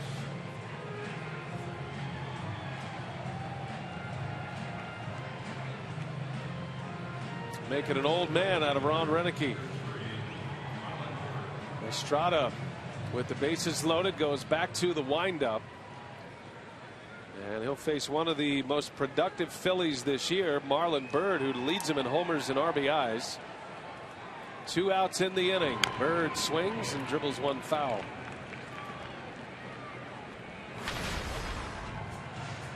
Bird, a very good fastball hitter, so Marco starts it with a curveball.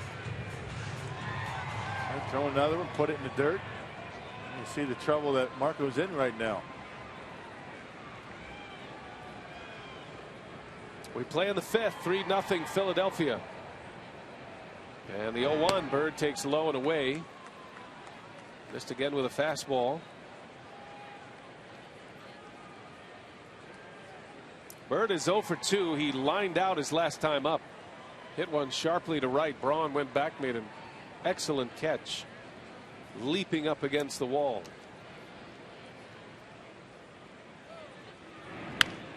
Bouncer, that is fair. Ramirez has a long throw. It hops, and it is in time.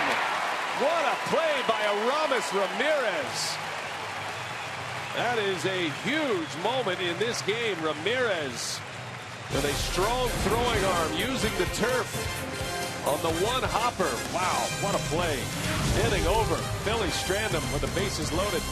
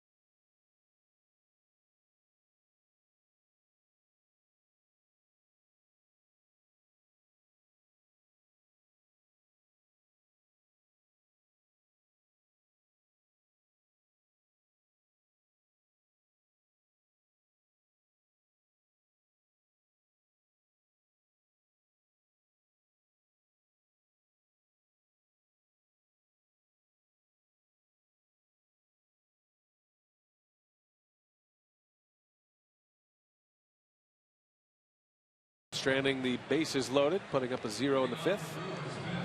And now the Brewers coming up. Earlier in the game, we asked our Carsoup.com trivia question. Who did the Brewers send to Cleveland in the CC Sabathia trade in 08? That was on this day, by the way, in 08. And the answer, Matt Laporta, Michael Bradley, who's an all-star this year with Cleveland, Zach Jackson, and Rob Bryson. Yeah, Matt Laporta was the guy that the Brewers thought was going to be a pretty good player. Never really worked out. Well, Laporta no longer with the Cleveland organization. Last seen in the big leagues in 2012. Zach Jackson was off a big league roster after the 09 season. Left-handed pitcher out of Texas A&M. The other guy, Rob Bryson, never made it to the big leagues. And CC Sabathia was the central figure in the Brewers making it to the postseason for the first time in 26 years. And it worked out so well that Doug Melvin did it again 3 years later. That's right. And Zach Greinke, that was an offseason deal. Sabathia leading the Brewers to the 08 wild card. The Mets collapsed in September of that season. Brewers won the division in 11.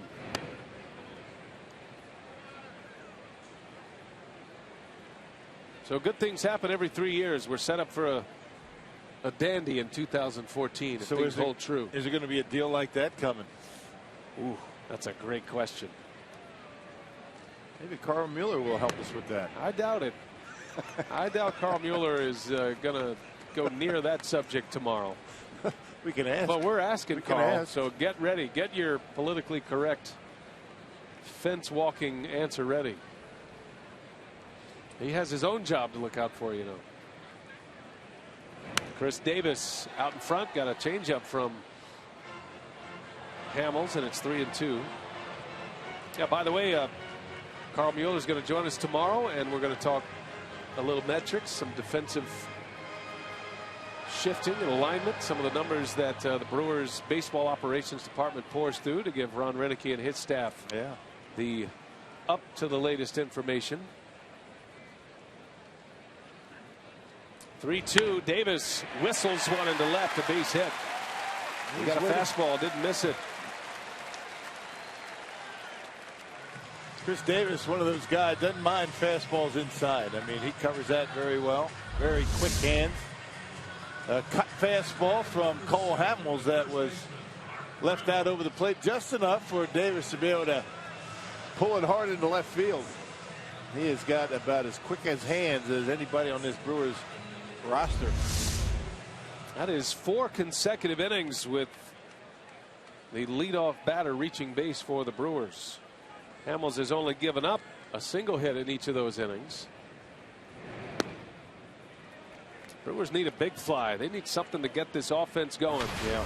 Mark Reynolds could be that guy. He singled to start the 3rd inning. A broken bat hit. And when you're going through stretches like this and you're on that bench, you're thinking just that. So, you know, the danger is that you go up there in these spots and try and hit the home run, get away from your approach a little bit. Everybody trying to do a little extra, and when you do that, nothing good usually happens. Mark Reynolds has 4 career hits against Cole Hamels. He's 4 for 14, but 2 of those 4 hits are home runs.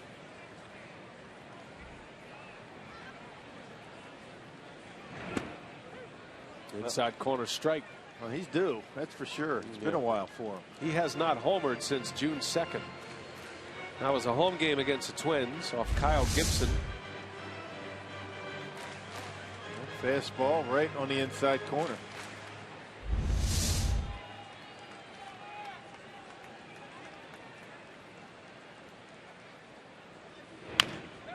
Bouncer to third, and it hits the leg of Ashe. That is a boot. Literally a boot. Yep, right off the knee. Well, he didn't look comfortable going after that right from the beginning. That's the 9th error committed by Cody Ashe this year. Check it out. Second hop gets him right in the knee. And all hands on deck. Everybody's safe. Right off the knee. The glove was there. Problem, the glove was behind the knee. Yeah, he just didn't look comfortable right from the beginning. Well, that's a big play. That's an error on Ashe, and the Brewers have 2 on with nobody out. And here is Segura. Got the pitcher spot due up next. Estrada. Looks like he's done. Jeff Bianchi is already on deck. 2 on, nobody out. Phillies just stranded the bases loaded in the top of this inning. And as much as Estrada struggled, it's only 3-0. Segura coming off a tough road trip, had just 1 hit in 17 at-bats. But again, hitting some bad luck. He hit the balls hard yesterday. He hit a couple of line drives, and one to center, one to right. Right at the outfielders. Usually those are the ones that get you going a little bit. You find the barrel, you have your swing intact. Gorzelani will be next on the mound. And Segura trying to give the Brewers a jolt here offensively. 2 on, nobody out. The 1-1 pitch. And Segura lines one to left. That's down, a base hit. Everybody moves up a base. A single by Segura. Bases loaded, nobody out. Yeah, there you go. That might get him going. Off-speed pitch from Hamels, and right off the end of the bat, changeup. Leaves it upstairs a little bit, up and in, and Segura able to muscle it out there into left field. So the Brewers with a golden opportunity to get right back into this ball game, but the bases loaded and nobody out.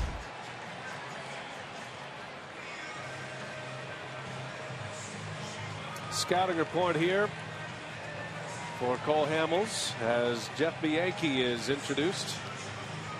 So that's going to close the book on Estrada. 5 innings, 6 hits, 3 runs.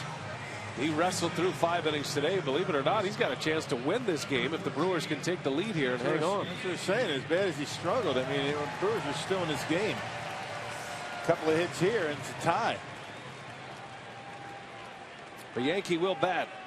An early call to the bench here in the 5th inning. At the top of the order coming up next. And the Yankee base hit right field.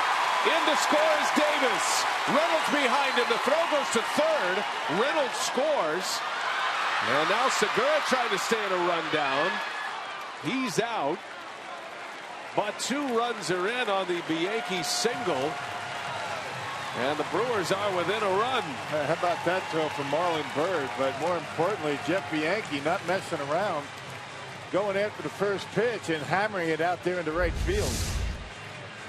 Fastball from Hamels, leaves it up out over the plate, and Bianchi goes right with it. And a big base hit for Bianchi and the Brewers. I guess once Segura had to freeze, wasn't sure if that ball was going to be caught or not. Once he had to freeze, I guess you stay at second. A great throw by Byrd, though, cuts him down at third base. Just that little hesitation right here, almost stopping, and he's an easy out at third. Well, should have stayed at second base. No, that could be a big out here. So it's a runner at first with Weeks up. He fouls one back. Well, first of all, he got a late break because of the line drive. Then he slowed down around second base, almost stopped, and then decided to go. And he was easy pickings for Marlon Byrd. So instead of first and third and nobody out, runner at first, 2 away. Jeff Bianchi with a 2 RBI single, a pinch hit 2 RBI single. Brewers are within a run. Ricky Weeks trying to get it going again. Well, Bianchi with real good speed, but the problem is you can't get much of a jump on Cole Hamels. He's got a pretty good move. And Rupp right now 4 for 8 throwing out base runners. He just got called up at the end of June.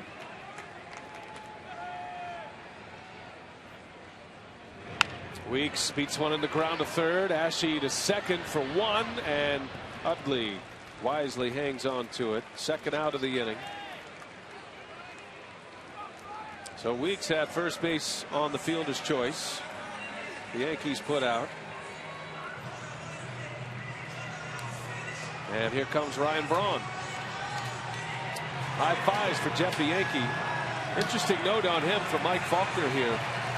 In his career, in his big league career with the bases loaded, Bianchi is now 6 for 12. That's a good approach. I mean, you can see why he doesn't try and pull it.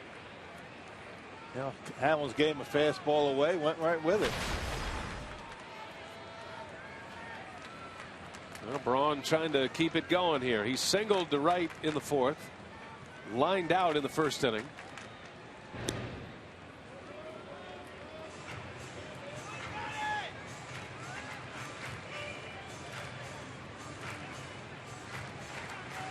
Both times up, Hamels gave him pitches out away from him, and Braun's hit him hard both times. Let's see if he tries to come inside.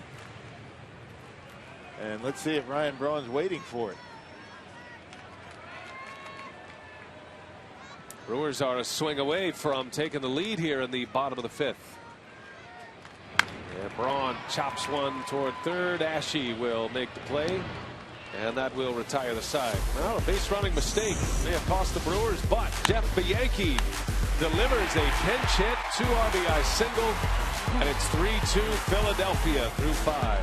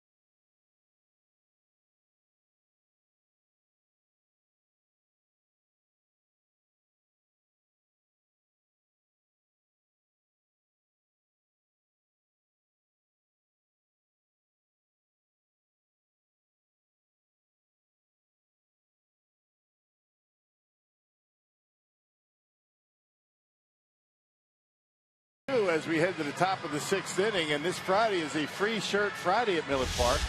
All fans in attendance will get a free Brewers t-shirt courtesy of Hupy and Abraham. Call 414-902-4000 or visit Brewers.com for tickets. Digging those jerseys right there. Sophia had one of those on earlier. I'm sure she'll be bringing ours up here at any point, some point. She'll be bringing them by. There were some up here earlier. But they have a tendency to disappear up here. You can't leave things in the booth. Yeah. We have too many stragglers in here. Oh, here you are. You got one. This is yours. This is a small. I don't wear a small. I'm at least a medium. Tom Gorzolani into the game now in a 3-2 Phillies lead. Well, Gorz has been throwing the baseball pretty well. Has not allowed an earned run in 6 appearances so far this year. 7 strikeouts, has not walked a batter. Gorzolani last pitched on Friday against the Reds and tossed a perfect inning. Actually, he gave up a hit and 3 strikeouts. Not perfect, but pretty close. Cody Ashe will lead off for Philadelphia. He's glad to see Estrada out of the game. Marco struck him out twice. Marco leaves with 5 Ks, still on the hook for the loss. Well, you never know if the Brewers don't run themselves into that first out. Might have a chance to have taken the lead last inning. Well, the 2 base running mistakes. Remember, Gomez got picked off at second base. Again, I think it goes back to the Brewers just trying to do too much, trying to make more out of what's there. Right. And those are the things that happen when you're not scoring a lot of runs. Try to make something out of nothing.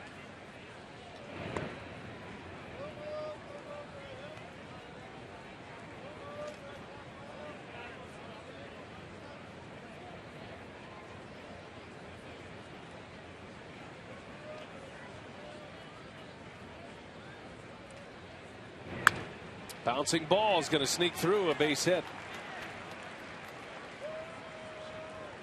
So a single for Ashe to start the 6th inning. Just a reminder, you can set your compass due north Thursday nights on Fox Sports Wisconsin. You can join host Bill Shirk, Laura Schara. They'll take a look at the stories and adventures of outdoor enthusiasts in the upper Midwest. That's Thursdays 6:30 only on Fox Sports Wisconsin, due north outdoors. That's a solid outdoor beard right there.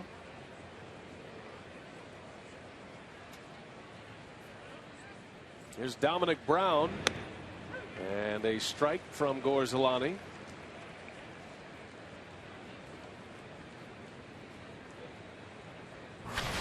Since coming off the disabled list, Gorzolani's had pretty good command of his breaking pitch. His fastball's had something on it, 91 miles an hour, 92 once in a while.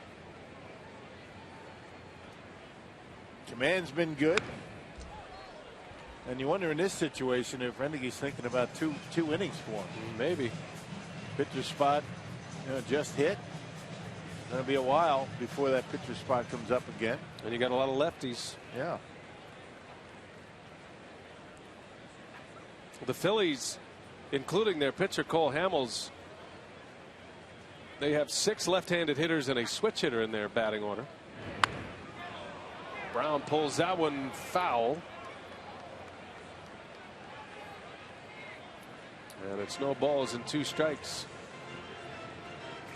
And Gorzolani hung this slider this time. He got under it, didn't do much, and stayed right in the middle of the plate. And Dominic Brown just a little bit out in front. Yeah, lucky to get that one back. 0-2, and a swing at a miss. Gorzolani with the breaking ball again. Brown strikes out. Stuck right with it. Do a better one that time. Yeah, same pitch, got on top of it a little bit better, and look at the downward movement on it as it gets to home plate. Not perfect, but better than the last one.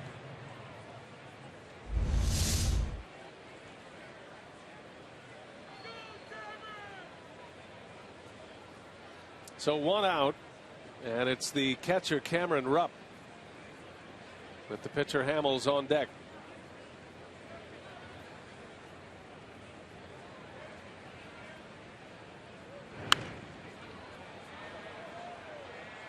Gorzelani coming back from shoulder surgery at the end of last season.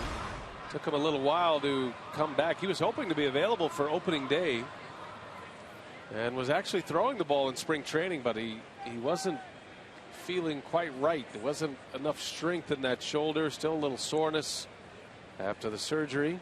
Had the cleanup procedure. Didn't have any of the major repair done to that shoulder, like a labrum, but it was enough to disrupt his off season, and didn't come back until June. Long minor league rehab just to get himself back in a position, but now that he's back, he says he feels good. Shoulder starting to respond every day and could turn into a reliable left-handed reliever for the Brewers that you could use in matchups later. And the way Zach Duke is pitching, Duke's starting to emerge as a guy that can face lefties and righties. So it's a nice option for Roenicke to have a guy who could face left-handed hitters. And you give him multiple innings. I mean, you stretch him out a little bit and give you 2-3 innings if need be.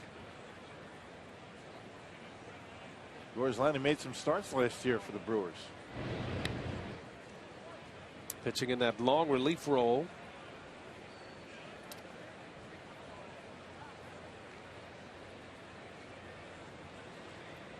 Marco Estrada goes 5 innings tonight, giving up 3 earned runs. Got out of a bases loaded jam in the 5th. Brewers come back with 2 runs in the bottom of the 5th. And that one just missed. Not by much. 3-1 the count on Cameron Rupp. And Lucroy setting up right on the outside corner. Not sure where that missed, but I guess why not take it?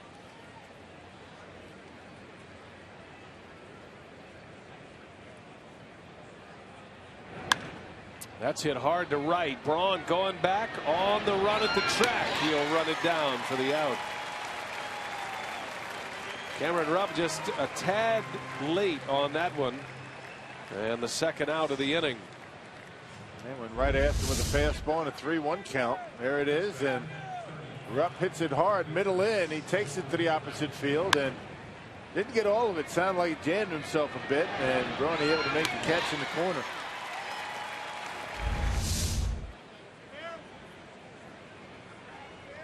Here's Cole Hamels with 2 away. There's a strike.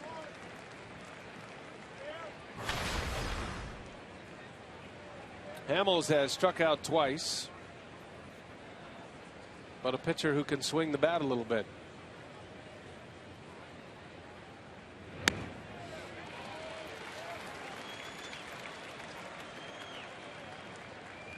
Good to see Gorzelani with a fastball at 90 miles an hour. That was one of the problems as he was going through his minor league rehab. He didn't have any velocity. Looks like he's got it back. The 0-2 is high. 91. You go through those shoulder elbow problems, and last thing that's going to come back probably is going to be the confidence to let it go and rear back and let one fly. And Gorzelani pretty close to being able to do that again. And Hamels is down on strikes. So Gorzelani puts up a 0 in the 6th. 3-2 Phillies. The Brewers are coming up.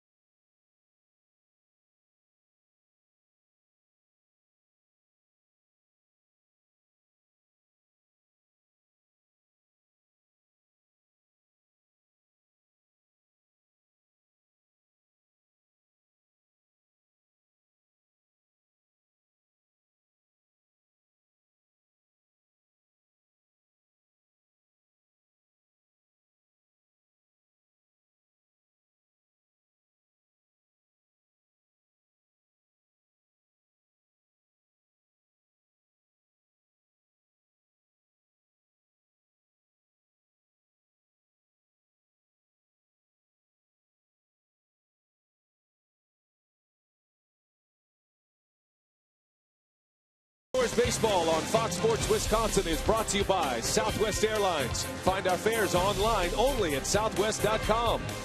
By the Wisconsin Lottery, reminding you to please play responsibly. And by Miller Lite, now in the original can, it's Miller time. Traffic buzzing by on I-94 outside Miller Park. Roof is all closed up now. A little bit of rain coming through southeast Wisconsin. Got a good ball game going here. The Phillies had a 3-0 lead. Now it's 3-2 as we go to the bottom of the sixth. Hey, check out All-Star Catchers here at Miller Park. This Friday through Sunday, the Cardinals come to Miller Park for a weekend series. Call 414-902-4000 or go to Brewers.com for tickets. Yadier Molina and Jonathan Lucroy. Two of the three all-star catchers in the National League, all three from the National League Central. Devin Mesoraco, the other of the Reds. Lucroy will lead off. Brewers down a run. Corzolani puts up a 0 in the bottom, or rather in the top of the sixth against the bottom of the order. And Hamels will have to go through the heart of the Brewers order here in the home sixth. Lucroy, Gomez, and Ramirez. Lucroy's had a couple of good at-bats. He walked his last time up, and he lined out to center field in the first. He blistered one to Revere.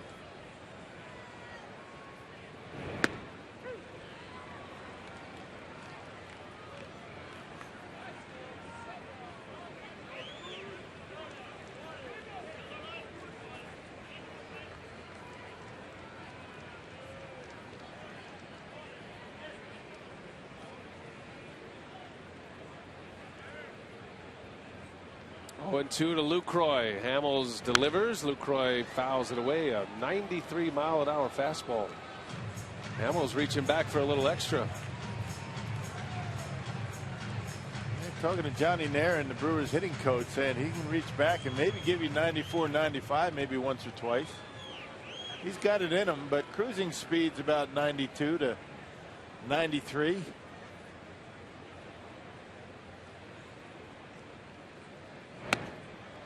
Just missed the inside corner. That's a spot that Hamels has been able to hit regularly tonight.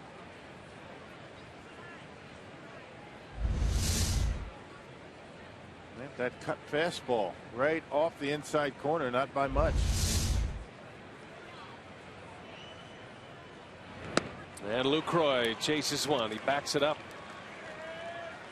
Goes down and away. Lucroy, a strikeout victim. One of the hardest to fan in the big leagues.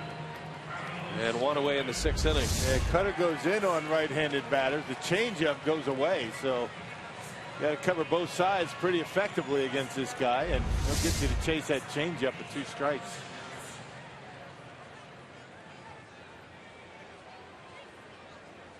So one away here is Gomez. Gomez doubled in the second inning. Had a leadoff double, was later picked off at second in that inning. And then he bounced into a double play. Gomez hits that one sharply to center field. Revere has it for the out. 2 up and 2 down.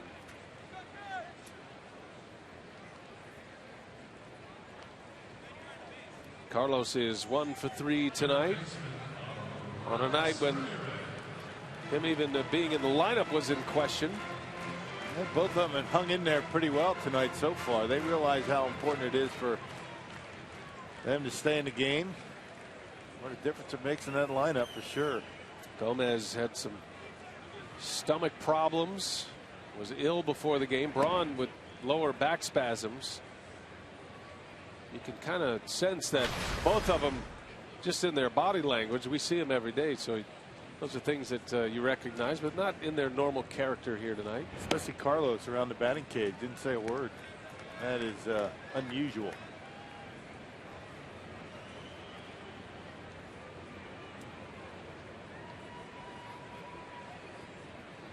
Two 2-0 to Ramirez. He was late. That's Hamels' best fastball at 94. He's reaching back and bringing it now. He's only got 75 pitches so far. Pitch count's looking good for him. He's been able to pitch deep in the ball games quite a bit lately. 10 of his last 11 starts, he's been able to go at least 7 innings. It's unbelievable. He's only won 2 games this year. Made his first start on April 23rd. Very efficient pitch count, inning by inning. Ramirez off the end of the bat. Long run for Marlon Byrd, and he'll make the play to end the inning. 3 up, 3 down for Cole Hamels. The Phillies are coming up. We're going to the 7th. It's 3-2.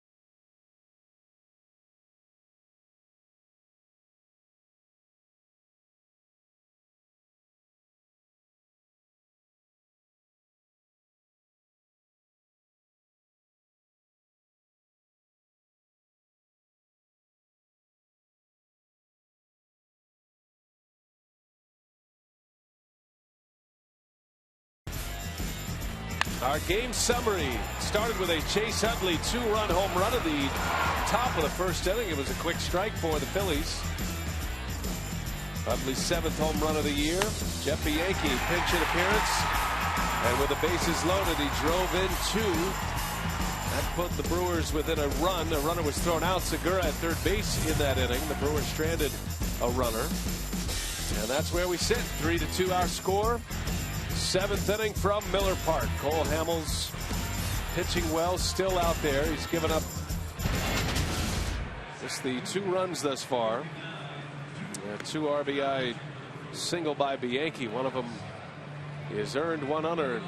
New pitcher Rockies Zach Duke. Tom Gorzolani with a scoreless 6th, and Duke will get the 7th. Yeah, he's been unscored upon in his last 6 appearances. That covers 6 innings for Zach. And last pitched on Friday against the Reds, tossed a scoreless inning.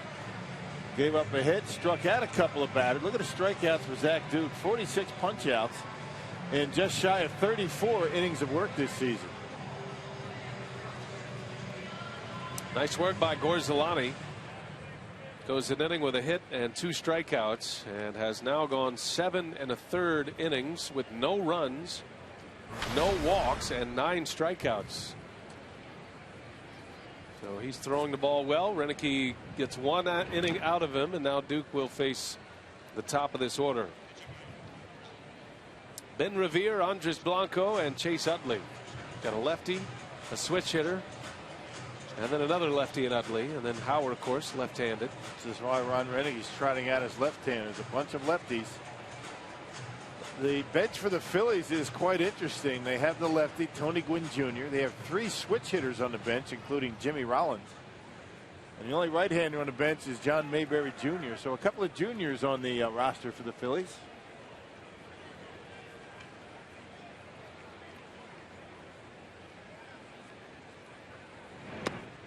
Duke missing down and away. Not too many teams have or sport 4 switch hitters in their roster. Yeah, Blanco, normally a bench player.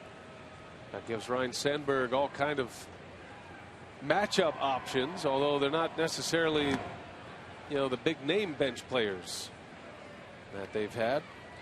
It seemed like the Phillies, when they were on their great run of 5 straight division titles, they always had major weapon on the bench. Remember Greg Dobbs? Yeah. And then it was Matt Stairs.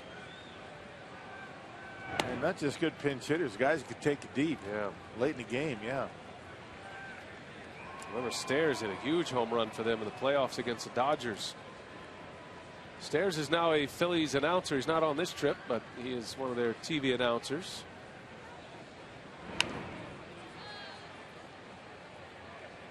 I always thought Matt Stairs was going to end up in some legendary softball league somewhere with that swing. I'm sure he could be. Yeah, that big uppercut. Yeah. It's a different Phillies team. They have a number of the same names, but age is starting to show with some of their key pieces that helped them win a World Series in '08. Dukes snags one. Looked like that ball was headed for center field. Zach Duke makes a play for out number 1.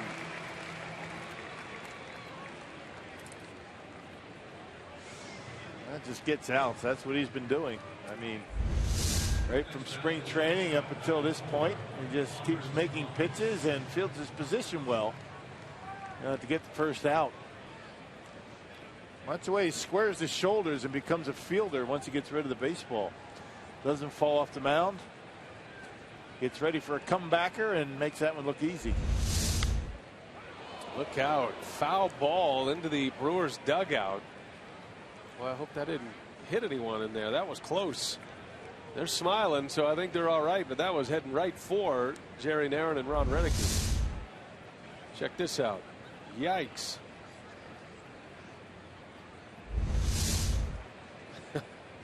You think you're pretty safe over there, don't you? Yeah. You got to be behind that pitch quite a bit to hit it in that direction. That's the old Okie foul ball. That's right. That was. It's a glancing blow. Something more suited for cricket than baseball. First time batting right-handed for Andres Blanco.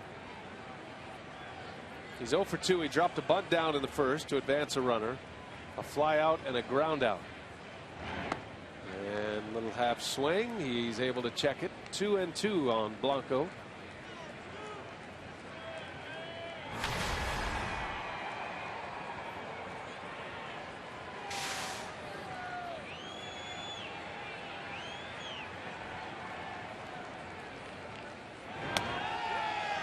Now it's full.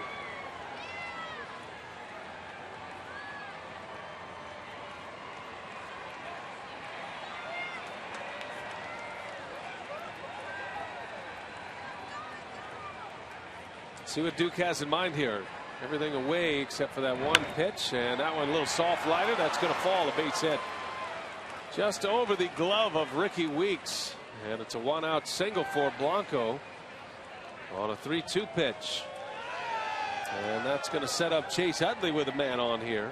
He didn't try and do too much with it. He just kind of served it out there over Ricky's head. Yeah, good approach by Blanco, and he's rewarded with a base hit. Had a nice chat with Juan Samuel, the first base coach over there.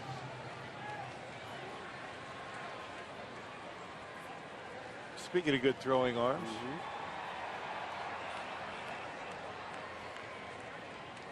Looks like he could still play, Juan Samuel. Not a bad second baseman in his day. So Utley with 1 out and Howard on deck.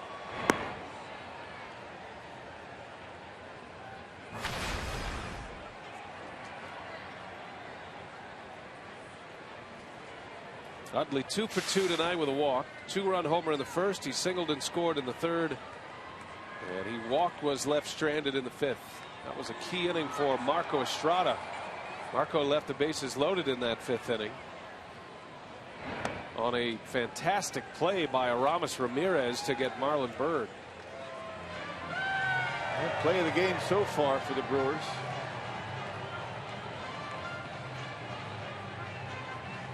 Deep in the hole on a backhand, and he just got Byrd by inches to end the inning. Brewers would score 2 runs in the next half inning, and that's where we are. 3-2 Philly in the 7th. Pretty consistent for Utley. 270 against lefties, not bad. Yep. He's seen a lot of left-handers in his career. He's had success against most of them. 2-0. Utley bounces one. Oh, what a play by Reynolds, and gives it to Duke. Heads up by Zach Duke covering there, and they get the out. Yeah, good decision by Mark Reynolds right there. He had a choice whether to throw one from his knees. I don't think he had a good angle on it. Watch where he grabs it. Angles back a little bit. And he's thinking, if I throw this baseball, I might hit the runner right in the back. I'm going to get the short out at first. A wise decision by Mark Reynolds. That and the fact that I don't think he had the handle on it initially. Well, Duke was off the mound quickly and was there for him to record the out. It goes 3-1, second out of the inning. Runner at second, Blanco, with 2 away for Ryan Howard. Strike with a breaking ball. Another guy who has faced a lot of left-handers in his career, especially late in games in key moments. Hardly a day goes by when he faces a right-hander late in the game, with the game on the line perhaps. Another spinner in there for a strike. 0-2 the count on Howard.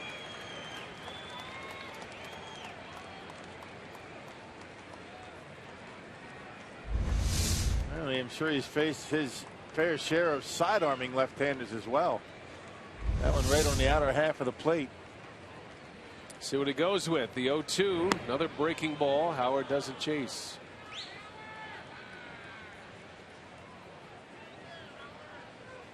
You just wonder if that Jay Bruce at bat yesterday influences what happens today. Yesterday Smith tried to sneak a fastball by Bruce. He hit one out. This time Lucroy sticks with the curveball. 1-2 and a fastball. Jam shot foul. Did the same thing. We got that one in off the plate. It's probably the difference between Jay Bruce and Ryan Howard right now. Well, the pitches are a lot different. Watch where this is. That's jams him. That wasn't even a strike. The one that was thrown to Bruce got too much of the plate up in the zone and he knocked it out. It's all about location. 1-2. Blanco at second. Duke delivers and he goes. Lucroy is going to have to secure it at first. Does so, and a strikeout to end the inning. Zach Duke puts up a 0 in the 7th. 3-2 Philadelphia. The Brewers are coming up in stretch time at Miller Park.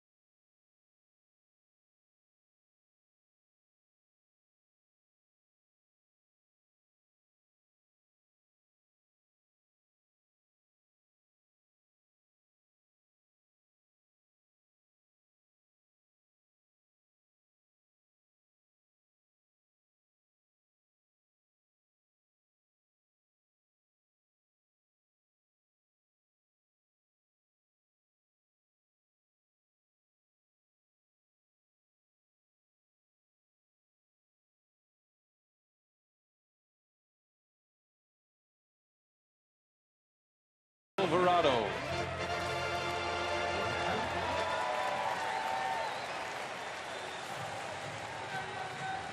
Dean Roscoe entertaining the crowd here at Miller Park. Phillies have the lead 3-2. The Brewers are coming up. Just a reminder here on FoxSportsWisconsin.com right now. You can check reaction from the Brewers for All-Stars this season. Can also see who is number 3 in Paul Limig's most important Packers series. And the Badgers positional preview continues with special teams. We got Matt LePay in the booth tonight. He's kind of hanging out, I think. Yep, he's still back there. He could give us a Badgers football preview. Getting ready to do some games right after the All-Star break. He's going to be in Washington with us, or at least me. Yeah, I won't be there. Matt will be there with you and Telly. Good to have Matt rejoining us here. Here's Chris Davis. Cole Hamels working into the 7th inning. Pitch count is low. Just 78 pitches here as he enters the 7th.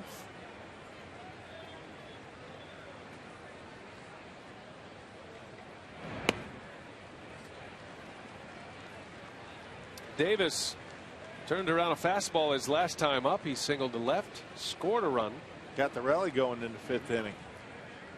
Yeah, there were 3 hits and an error in that inning.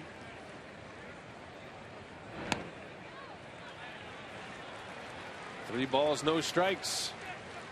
Davis will have the green light, 3-0 if he gets one he likes. And we've seen him hack 3-0 this year.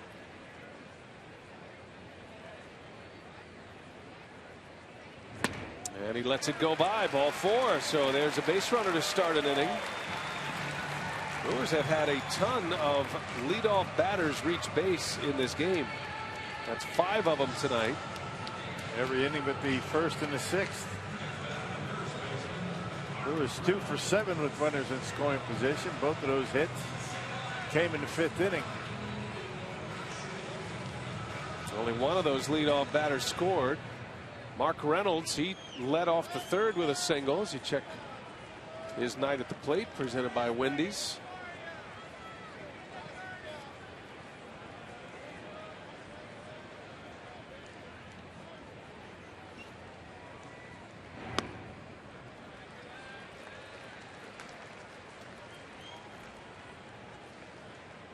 Reynolds has been stuck on 13 home runs since early June.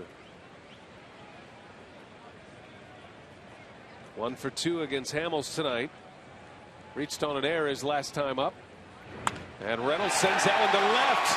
It is hooking. Is it fair or foul? That's a foul ball. Wow. Not by much.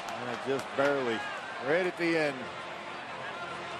Dan Bellino, the 3rd base umpire, on it.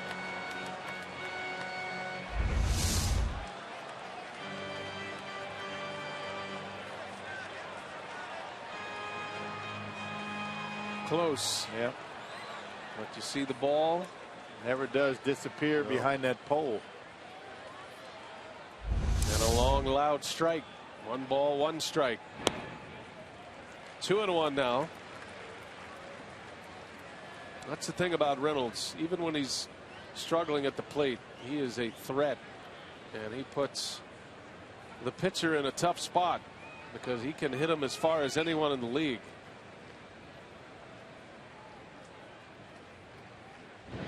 He'll take his walks as well. And Brewers not real concerned about the batting average. He's the guy that they look for to provide some power. Almost did.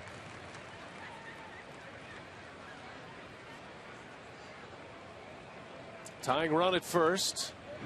And Reynolds takes a ball inside. 3-1 the count. Brewers starting to get better looks at that cutter. Hamels has thrown 8 pitches in this inning, only 1 for a strike.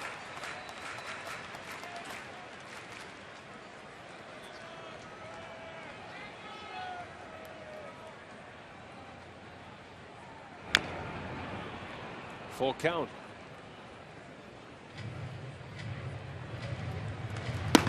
And not sure if Davis is going to take off here on the 3-2 pitch. That was a pretty good move.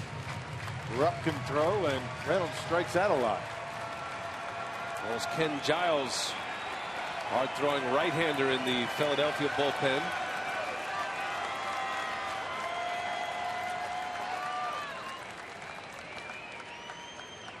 Davis representing the tying run.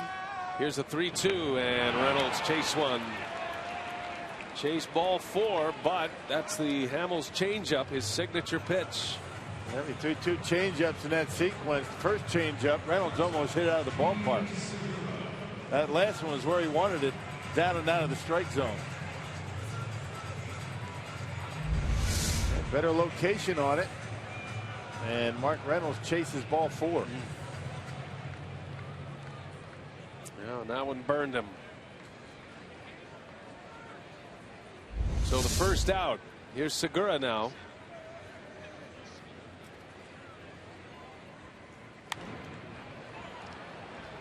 Well, Segura with a single his last time up against Hamels.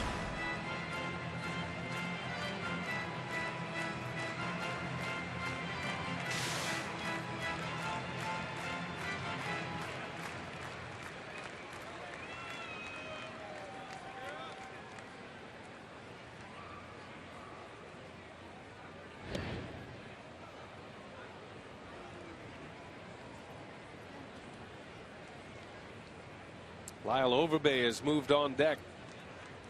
He'll hit in Zach Duke's spot. Will Smith, the big lefty, getting loose.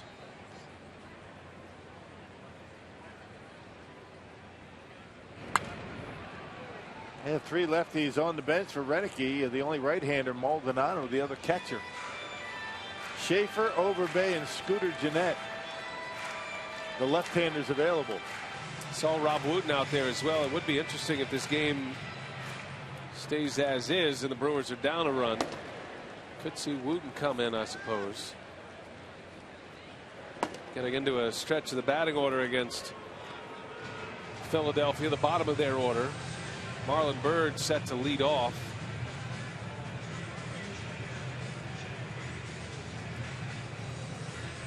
Renicky would love to see someone hit one in the seats right here. Turn it over to his bullpen with a lead. One swing away from that. No balls, 2 strikes on Segura. That's the thing about the Brewers during this stretch. They lost 4 out of 5 on the road trip, but they were in every game. Every game came down to the last inning. Yeah.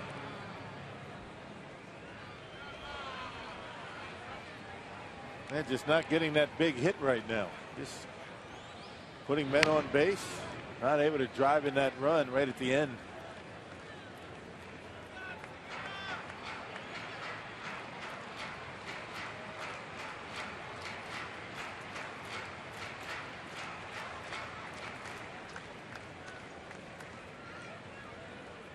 Gomez up on the rail. Sensing something big maybe. The 0-2. Segura takes one down and in. Last year, Segura, an all-star in his first full season in the big leagues, hit .294. He had 12 homers last year. Batting average is low at .236. He's played great defense. He's a guy that has saved a lot of runs. Not swinging the bat like he did last season, which would be a lot to ask. He's in a big spot here. 1 ball, 2 strikes. 2-2. Good take, 93 miles an hour on that last fastball.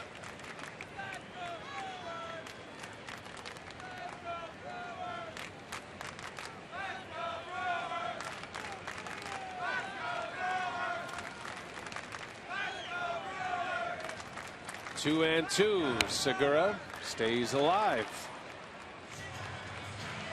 It'll be at least an 8-pitch at bat for Segura. Cardinals and Pirates are hooked up in a good one tonight. They are scoreless in the 6th inning. Charlie Morton against Adam Wainwright. Both pitchers with shutouts. Morton has a 1-hitter going against St. Louis. That game was delayed by an hour.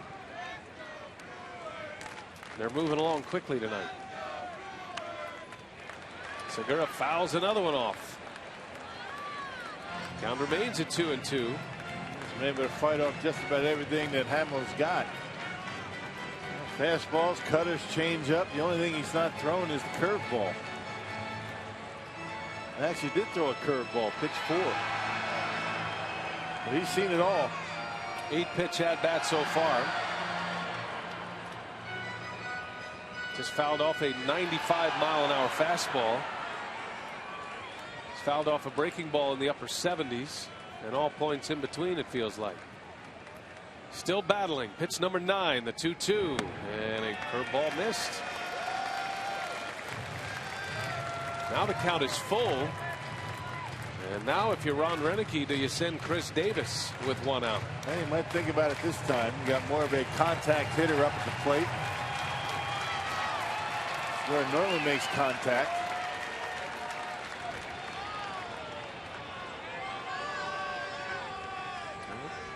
You got a lefty coming up next at Overbay. You figure Hamels has at least one more hitter.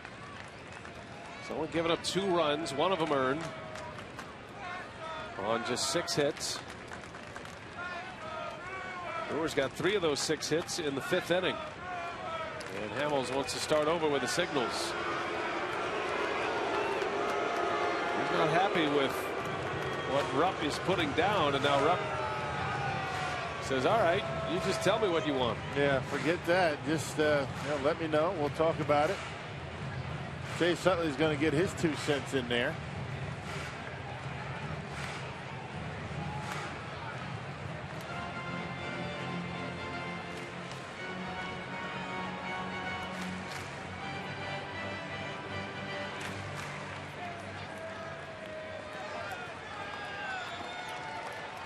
Going with a changeup.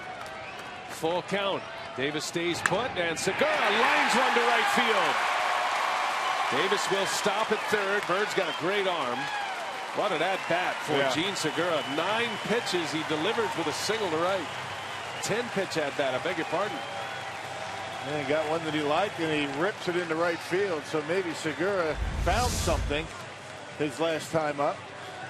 Yeah, fastball on the corner. Nice approach by Segura, not trying to pull it, and just hits it hard out there in the right field. Davis not running on the pitch, and that's why he had to stay put at second base. What an at-bat. 10 pitches, ends up as a base hit. That was something. And he saw just about everything, not just about everything that Hamels had. Curveballs, changeups, cutters, 4-seamers. And finally got the 4-seamer and lined it into right field. And with that, Renicky pulls Overbay back and will call on Martin Maldonado to pinch hit. Bob McClure, a familiar face on the mound, pitching coach, having a chat in a scouting report here.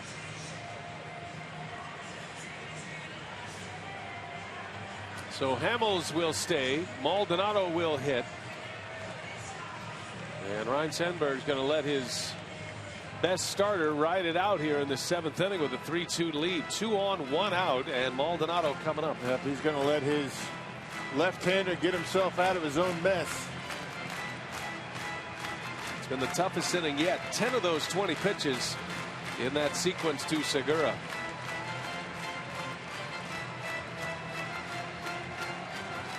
Two on, 1 out. Martin Maldonado looking for his first hit as a pinch hitter this year. He's 0 for 4.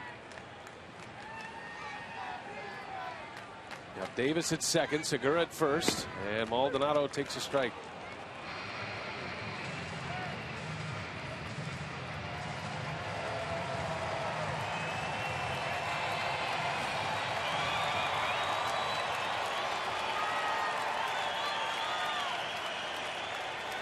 Brewers desperate for a big hit. Base hit should tie it. The best arm in the outfield is in right field with Bird. 0-2 the count. There's that changeup. Fastball first pitch and changeup. Even the newly installed lime green grip can't keep the bat in his hands on that Cole Hamels changeup.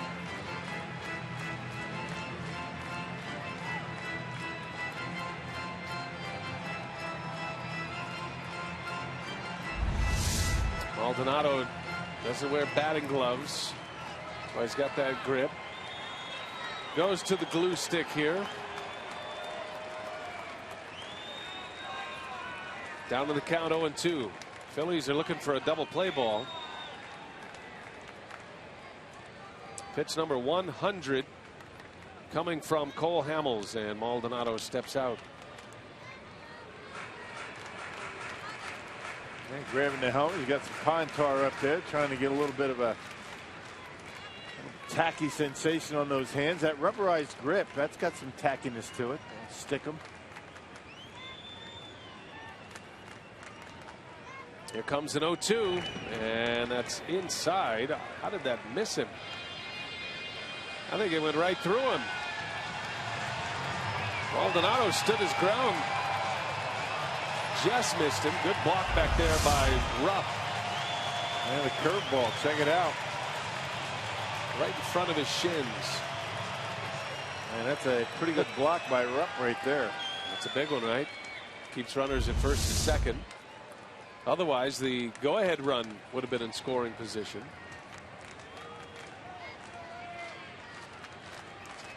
Davis at second, Segura at first, and Maldonado chops one foul. It's tough duty for Maldonado. He's not playing much. Lucroy doing most of the catching. Maldonado did get a start in Toronto. That was on Wednesday. That's his last playing time. And here it is Monday, and he's being asked to go up in a spot to try to deliver a big hit against Cole Hamels. Yeah, the life of a backup catcher. Go get him, kid. 1 ball, 2 strikes. Maldonado a little bit late. A fastball from Hamels. Count remains at 1-2.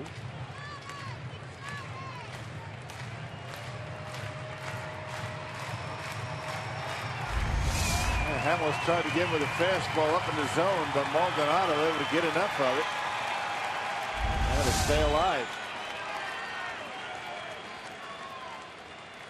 Maldonado looking for one mistake from Hamels.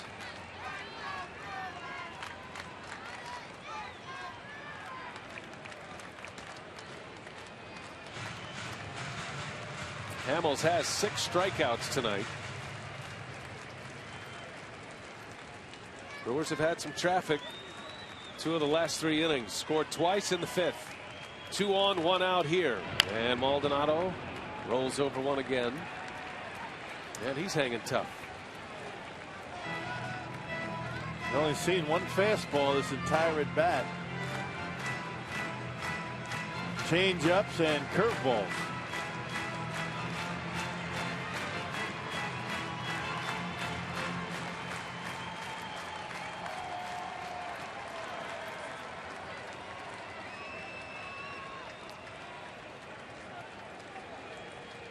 Hamels will try another one. Another 1-2, and Maldonado lays off. 2-2 the count. A little frustration starting to mount with Cole Hamels. Another curveball. That one didn't miss by much. Yeah, the spiked curveball just missing a little bit high. That was close. Yes, it was. Top of the zone. Could have rung him up. Pitch number 8 of the at-bat. 2-2. Got him. Changeup struck him out. Second out of the inning. 7th strikeout for Cole Hamels. And now back to the top of the order in Ricky Weeks. Yeah, best changeup he threw to Maldonado there. Down and away. Out of the strike zone, but it looks awfully good coming in. And then just disappears. And Ryan Sandberg is going to make a change here. That can't make Hamels too happy. Hamels will exit this game with 2 runners, his responsibility. Sandberg will go to the bullpen. No pitcher of Hamels' caliber wants to walk off the mound with his runners on base in a game like this. After striking out the last hitter. So Sandberg, not a popular choice with his pitcher, but he'll take the ball from him. And we have a pitching change. We'll set up the new hurler when we come back.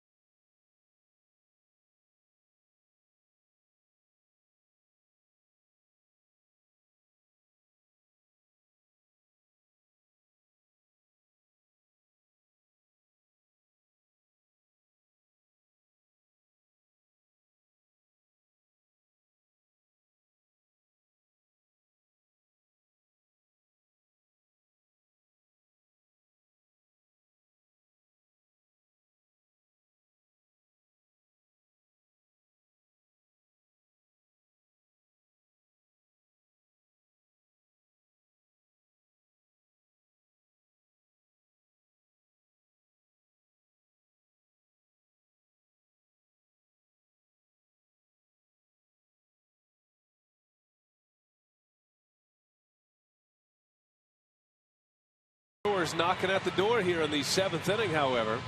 Cole Hamels is out on the double switch. We'll set up the new pitcher. Miller Lite, what's on tap? Tomorrow, 6:30 on Fox Sports Wisconsin. It'll be Kyle Kendrick against Willie Peralta.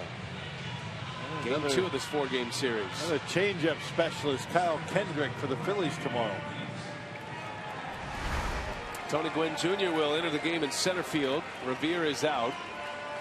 And the new pitcher is Ken Giles, 23-year-old rookie, just his 11th game in the big leagues. Yeah, made his major league debut on June 12th. Look at the strikeouts, 15 punch-outs for Giles. That covers 10 innings of work. He was a closer down in AAA at 12 saves and a 2-0 record.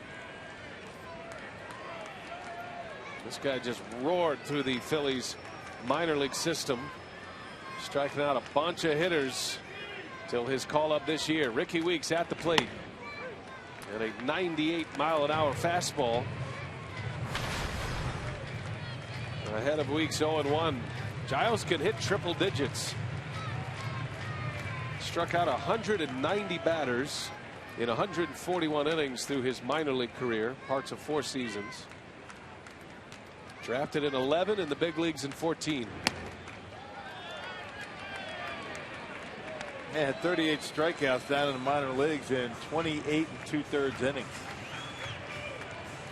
Yeah, can bring it. Yeah, fastball a little bit high. 2 on, 2 out. Brewers have the tying run at second. And the 1-1 high and away. 2 balls and a strike. Right now, Hamels with 6 2/3 innings, 2 runs, 1 earned. Exits with 7 strikeouts. And can only watch with the rookie on the mound trying to strand a couple of inherited runners. Weeks with a chance to tie it up or put him ahead. And Ricky hammers one center field. That ball's well hit. Gwynn going back, and he's got it at the wall. Man, oh man. Close. Just missed it. And a long, loud out, and the Brewers still down a run.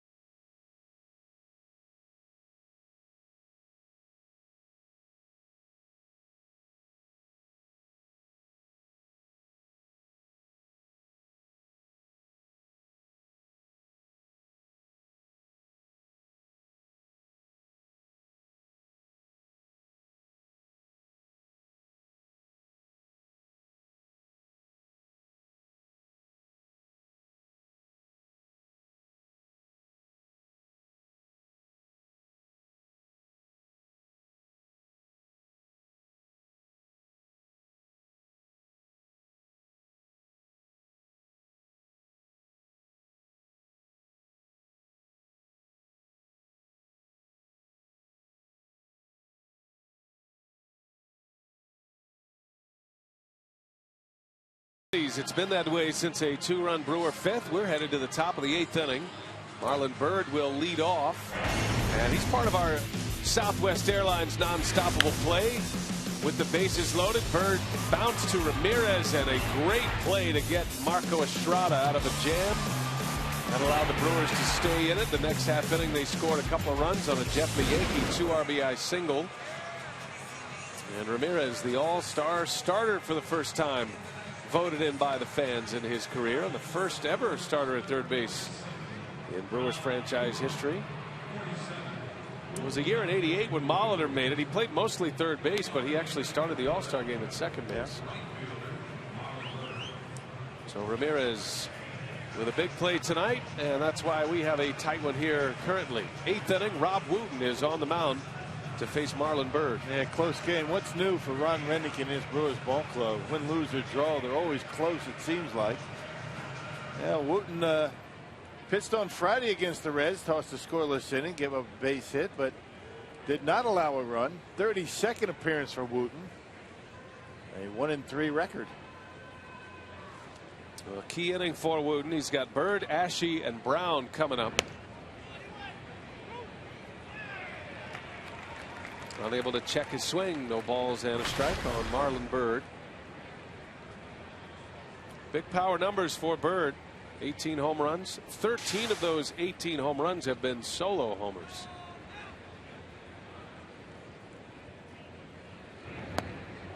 Not sure what that means exactly, other than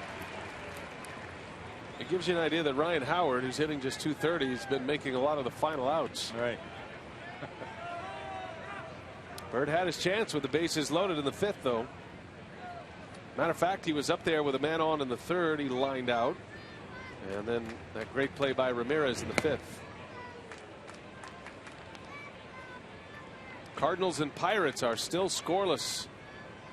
They go to the 7th inning now. Charlie Morton and Adam Wainwright still pitching shutouts.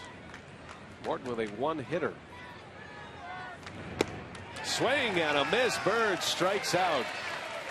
And Rob Wooten opens up the 8th with a K. Yeah, that slider's been a good one for him since his recall. Getting a lot of outs with it. There it is. More like a curveball right there. You see the fingers on top of that baseball. Good downward break on it. And Marlon Byrd didn't get a strike that entire at bat.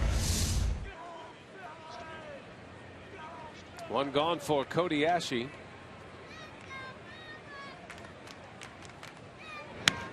There's a strike. Fastball. Ashe had a hit his last time up. Estrada struck him out twice before he singled against Tom Gorzelani in the 6th. Gorzelani would retire the next 3 in order. Put up a 0 in the 6th. Zach Duke a 0 in the 7th. And now Wooten.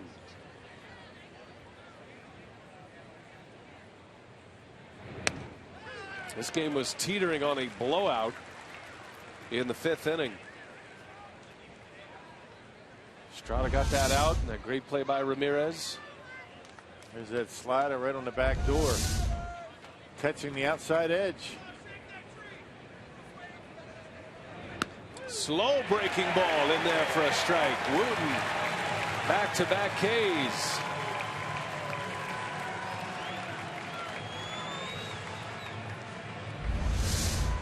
Tenth K for the Brewers pitching staff tonight. And that one right on the outside corner again. More the curveball this time. So both strikeouts on off-speed pitches. 2 up, 2 down. Here is Dominic Brown.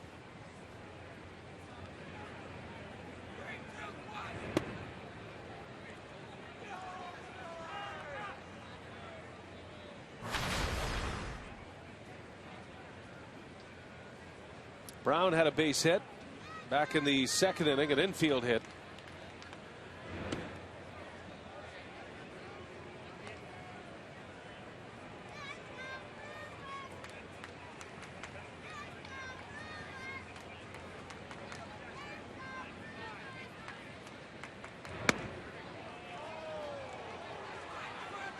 .3-0 on Dominic Brown.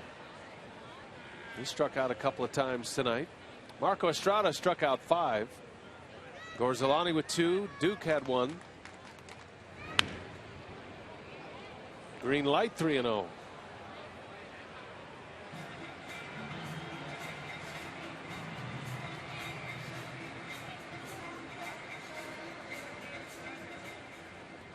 Wooten trying to come all the way back. Falling behind 3-0. Brewers will have Braun, Lucroy, and Gomez coming up in the 8th. And Wooten trying to get him there to only down a run.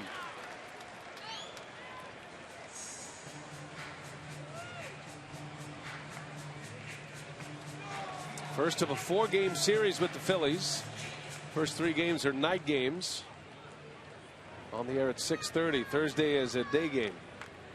Wooten deals a 3-2 and a bouncer to second. Ricky Weeks will take care of Dominic Brown. 3 up, 3 down. A 0 for Wooten, and the big boys are coming up. Braun will start it, then Lucroy, then Gomez. We head to the bottom of the 8th.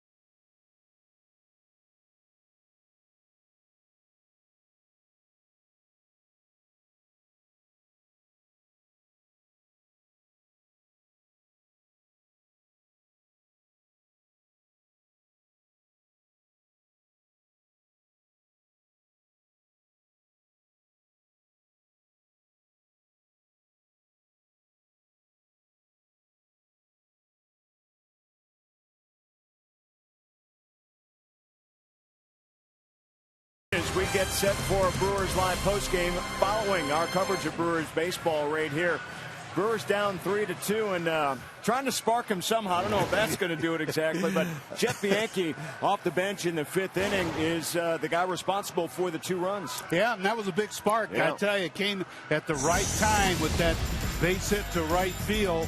Boy, jumped on the first pitch and drove in 2 runs. Our Marshfield Clinic shining moment for Jeff Bianchi. The Brewers, from their regular zone, going to start going to work here in the 8th. Ryan Braun, Lucroy, and Gomez set to go up to the plate right now. And, of course, we got Brewers Live with responses from the clubhouse when we continue after the ball game, Brian. All right, thanks a lot, Craig and Davey. Looking forward to that. Hopefully it's a good news Brewers Live story tonight. So the Phillies will stick with Ken Giles. And Braun will start it. 3-2 Philadelphia. We've been that way since the bottom of the 5th. Phillies scored 2 in the 1st on an Utley 2-run homer. Then they added 1 in the 3rd on a Ryan Howard RBI.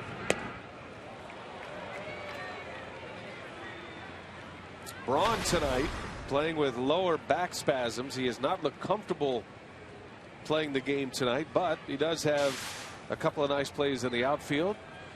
And he's 1 for 3 at the plate. He's hit the ball sharply twice.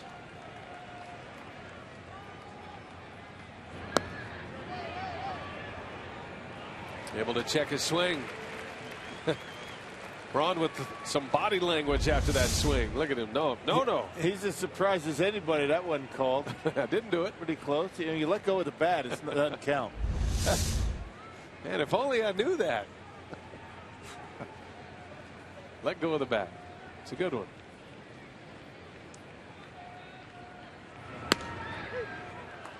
Man, this guy's got some something on the ball, doesn't he? And a little bit of a hop at the end. 99 with that last fastball. Haven't seen a breaking pitch yet. They got a couple of relievers that can get into the triple digits. Lefty Jake Diekman's the other. Braun rips one left center. And that's down, going to go to the wall, and it hits the corner out there. Tony Gwynn knows how to play that ball. Braun, he cannot run at all. Boy, oh boy. Braun just laboring into second base. He's got to get pinch run for. He barely made it into second base. And Logan Schaefer is going to come on to run, so Braun is out. after his 18th double of the year, and he puts the tying run at second.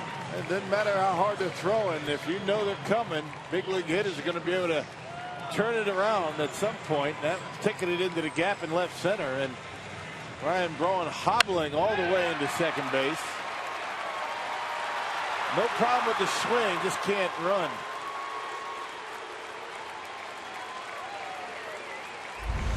So Braun is out. 2 hits tonight, a single and a double.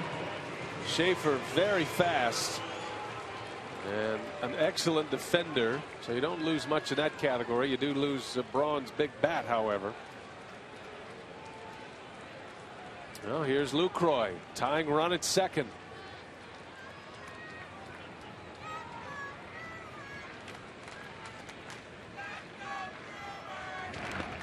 What a play back there by Rupp.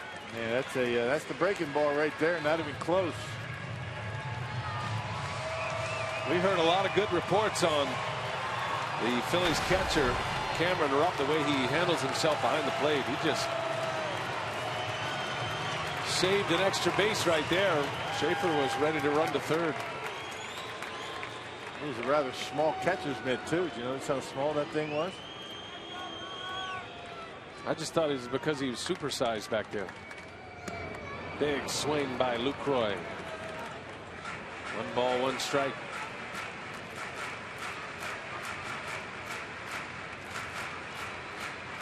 Milwaukee has had plenty of base runners tonight.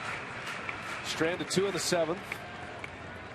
Left a man on in the 5th after they scored twice.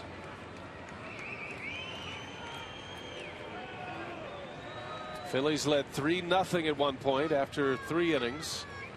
Brewers have a chance to tie it or take the lead with a home run here. I can't get the breaking ball over for a strike. You don't think hitters don't know that?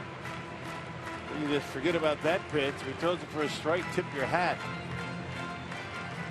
Sit on that fastball and turn one around.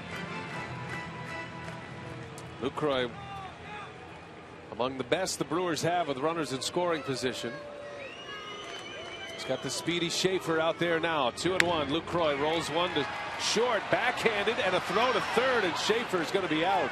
Man alive. Another. That's 3 now. Bad base running plays by the Brewers, and that is a huge mistake. You just can't try and go to third base when a ground ball hit in front of you. That's a base running 101. And what would have been an interesting play over to first base became very easy to get an out at third. Man.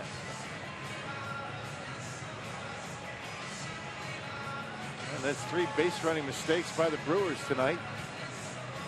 Can't make mistakes like that in a 1-run game.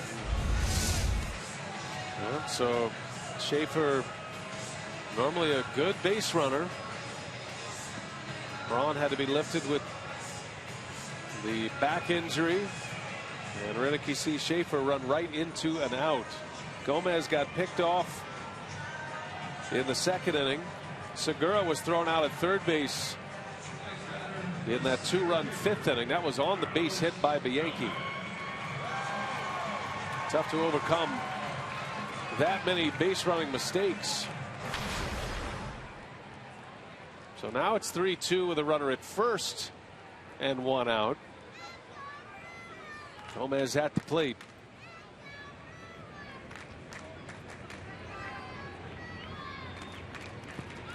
Another great play back there by Rupp.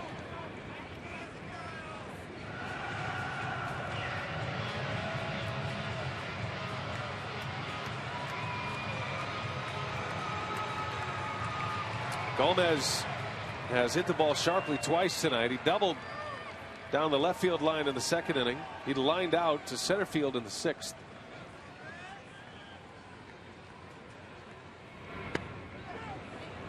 Got him to chase a breaking ball. Ball and a strike.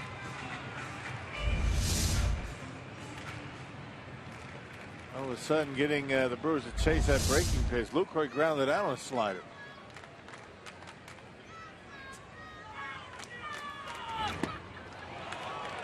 From another one, Gomez comes out of his helmet, and it's 1-2.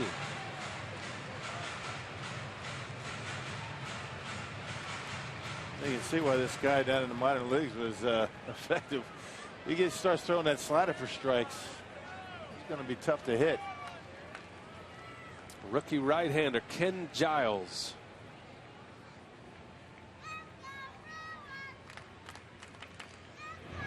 And he got him. Went to it again. Gomez strikes out. 2 outs in the inning. And here comes Aramis Ramirez now. A promising start to this inning. Braun doubled in the gap in left center. Base running blunder by Schaefer. Now 2 outs. Runner at first. And Ramirez looking for his big moment. Aramis is hitless tonight, 0 for 3.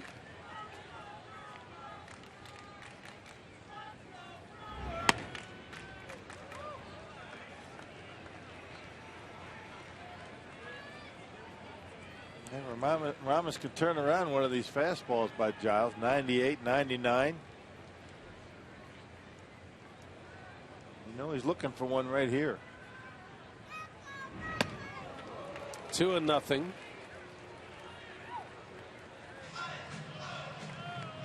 We'll see if Giles trusts his breaking ball here.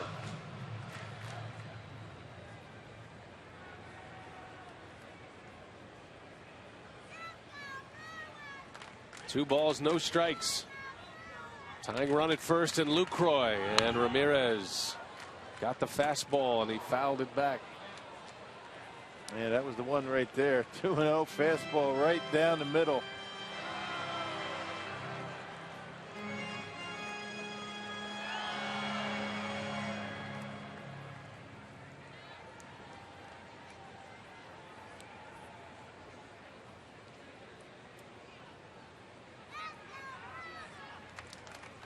Giles deals a 2-1 and a breaking ball strike. 2-2 now. He has found that breaking ball in the last 2 hitters. Yeah, 2-1. Ramirez sitting fastball and got one a hanger, but he wasn't looking for it.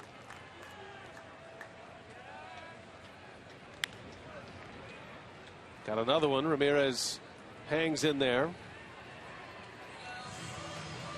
Phillies have Jonathan Papelbon still closing games. They've been good at the end of games between Diekman and Giles. And Papelbon is their closer. They haven't been able to get to him much in this string of losing. They've dropped 9 of their last 10. 2-2, 2 away. And Ramirez hits it sharply to short, and that will retire the side. So the Brewers run themselves out of another inning. 3-2 Phillies. They still lead. We go to the 9th.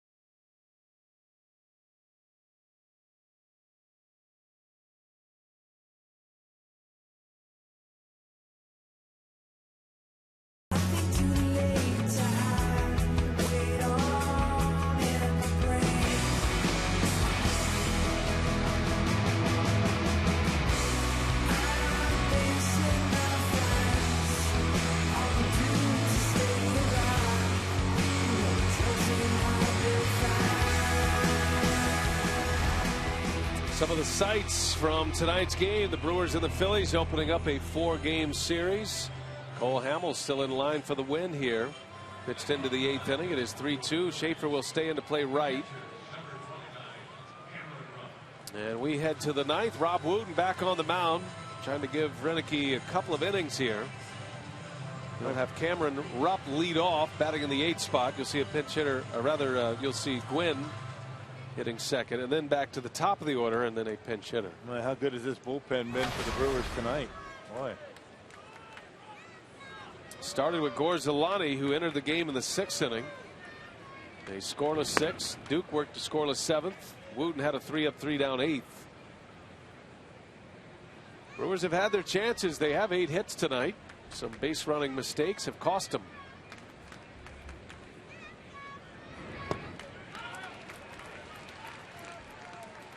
Now the Brew Crew will have Davis, Reynolds, and Segura in the 9th inning. And Wooten trying to get him there, still down a run.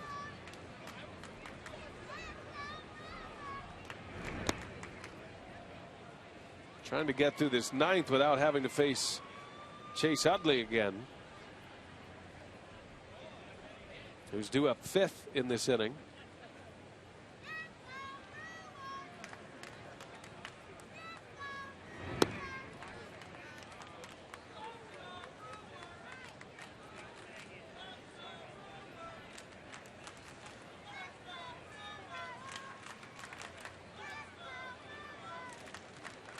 Three balls and a strike. And Rupp fouls it back. Full count. Wooten fell behind Dominic Brown 3-0. Came back to get the out. On the grounder to second. He's throwing strikes tonight. He's had better command of the off speed than he has with the fastball tonight. That breaking ball, the slider and curveball have been very good pitches for him. Bouncing ball to short. Backhanded Segura. Long throw in time for the out. Nice play by the Brewers shortstop. Yeah, and he came back again. Came back from 3-1. Nice easy pick on the backhand by Segura and an easy throw to first.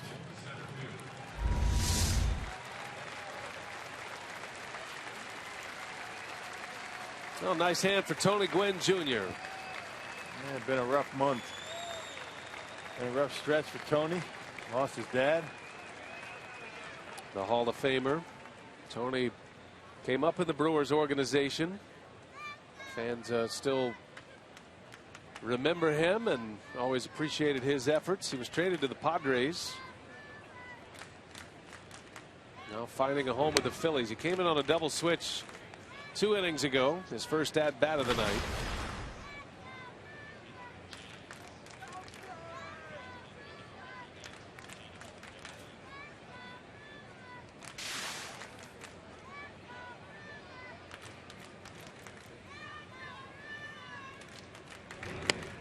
There's a strike. 1 ball, 1 strike.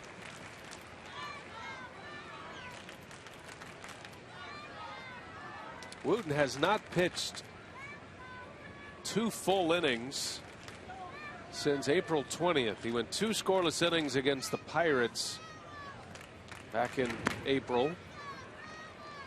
He's had a few outings of an inning and a third. He's pitched across multiple innings, but that's his only 2 complete inning stretch of the year. He's trying to do that tonight in a 3-2 Phillies lead in the 9th.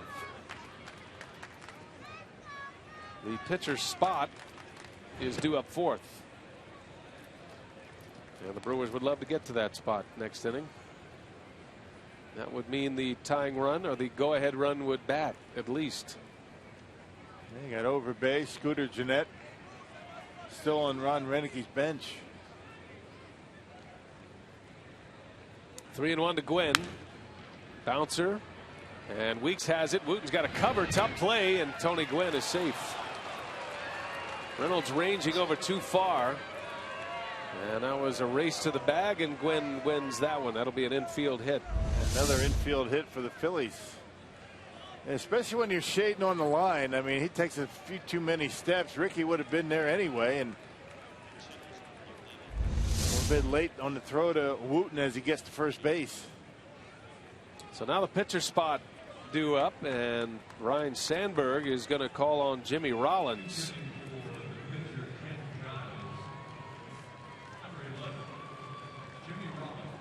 Rollins getting the night off tonight. He's been in a slump at the plate. Hitless in his last 13 at-bats. Figure he'll be back in the starting lineup tomorrow. And a scouting report coming from Rick Kranitz.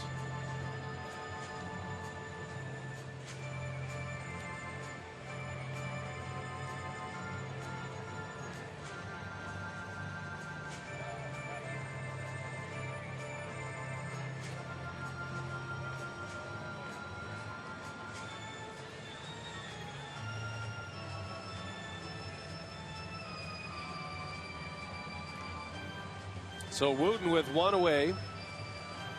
Got Andres Blanco due up next. And the 35-year-old Jimmy Rollins coming up.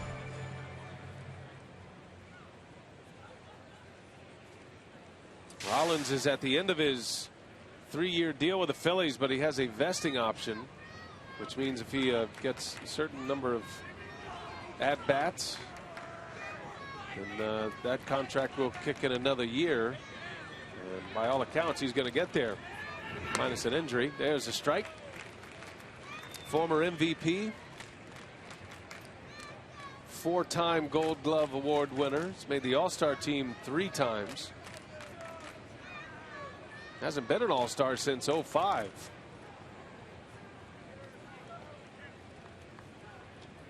He's put together a great career himself. It's been rough sledding for Rollins to stay healthy as well. He ranks very high amongst just about every offensive category in Phillies history. Now, this is a franchise been around a while. Now, you name it, he's up there. Rollins is the all-time Phillies franchise hits leader. Close play over at first. Figuring Gwynn to try to steal a base, perhaps.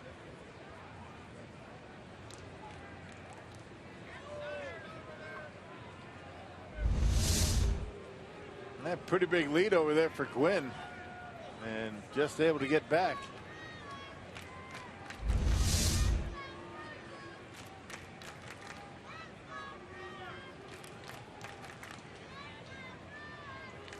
Jimmy Rollins at an 0-1 count, and he fouls it away. 0-2. Rollins is the Phillies franchise leader in hits, doubles, at-bats, and games played. As a matter of fact, nobody's played more games at shortstop in the big leagues than Jimmy Rollins in his 14-year big league career.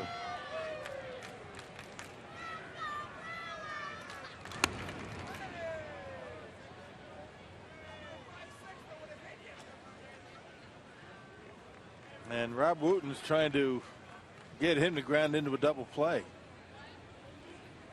The Phillies as a team have grounded into the most double plays in the National League. Another check on Gwynn, another close play.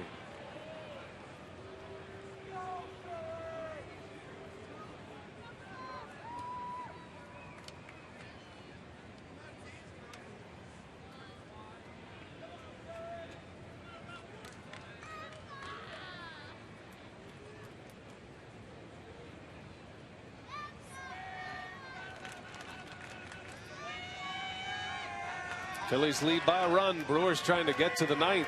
There goes Gwynn, swinging a drive into center. Gomez on the run, and he'll make the catch at the track. Gomez hauls it in. Gwynn retreats. Out number 2 for Rob Wooten. He gave that one a pretty good ride, didn't he? Rollins can hit a home run or two and hit that one into the deepest part of the ballpark.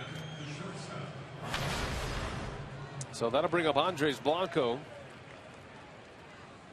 1 for 3 tonight, batting for the 5th time. Had a sac bunt in his first at bat. And again back over on the left side. His hit came as a right-handed batter.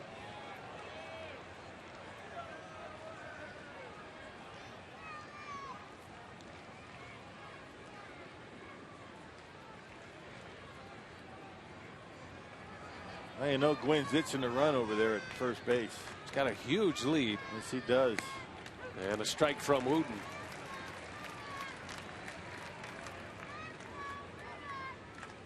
Gwynn, decent speed, not a base burner. I mean, not overly fast, but can run pretty well.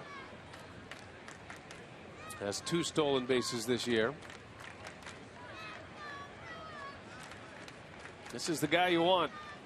You got Chase Utley coming up next. The guy you don't want.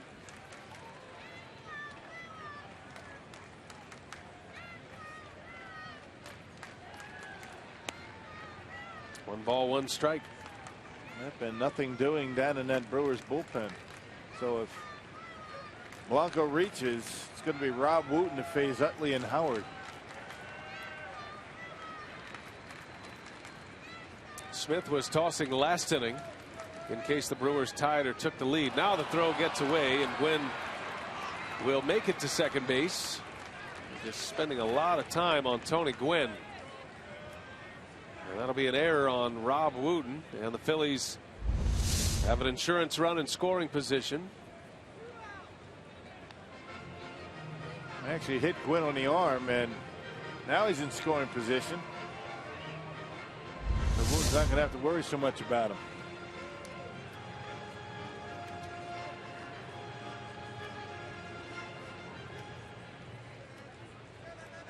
One ball, one strike on Blanco. 9th inning at Miller Park. Phillies up by a run. Strike 2. Phillies led 3-0. Wood with that slow breaking ball in there, top of the zone. A good pitch for him all night. Well, at least last couple innings.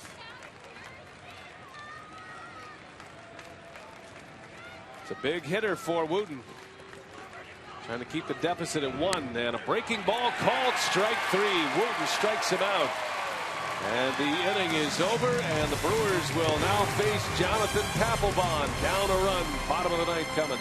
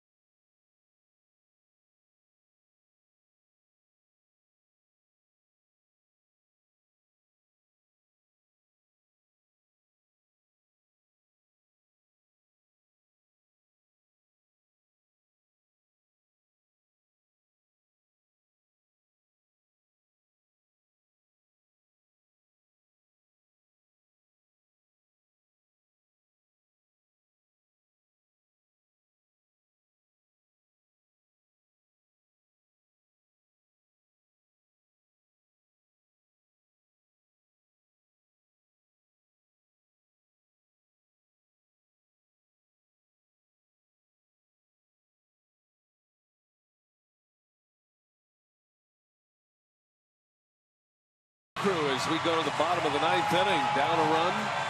Jimmy Rollins will stand to keep the game to play short. That'll bump Blanco to third base. Ashe is out.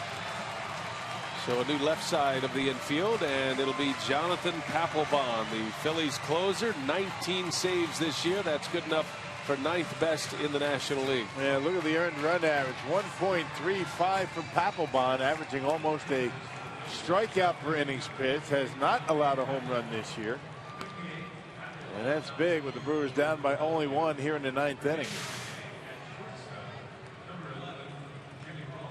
Chris Davis will lead off. Brewers are at the bottom of their order. 6, 7, and 8 coming up.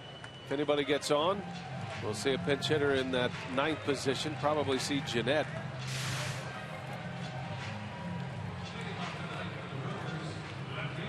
Milwaukee has had base runners in scoring position in the last 2 innings.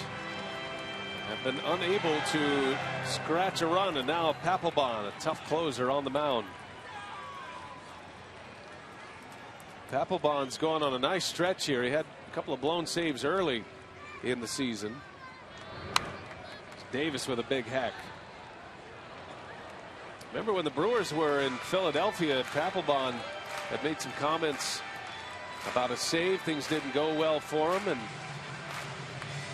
kind of putting the blame a little bit on his defenders. 305 career saves. 3rd active behind K-Rod and Joe Nathan of the Tigers. Bouncing ball to Rollins. Out number 1. Papelbon found himself in a little hot water with the Phillies fans to start the year, but he has been lights out since then. Since April 5th, he's had 32 appearances. 30 of them have been scoreless. And 19 saves. Yeah, had a stretch of 15 in a row at one point. Well, when he signed on with the Phillies, he thought he was going to be on a postseason team just about every year. That's kind of the way the Phillies have been going about it. Been a disappointment for Papelbon. Here's Mark Reynolds.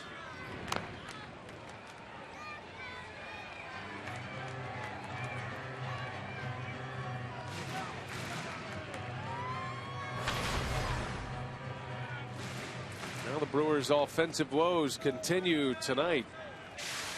They had a tough time scoring runs on the road trip. Only 2 on the board at this point.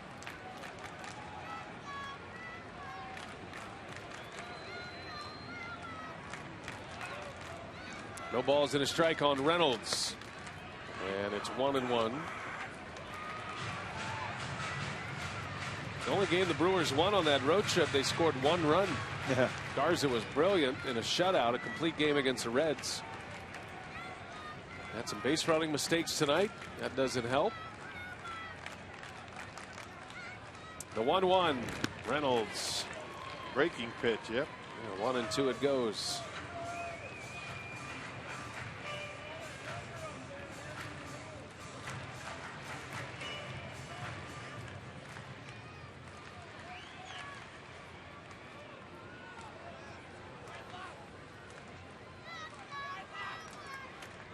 See what he does here. 1-2, and Reynolds strikes out. Up the ladder with a fastball. 2 up, 2 down for Papelbon, and the Brewers are down to their last hitter. That fastball throws it right by him, about belt high, middle in.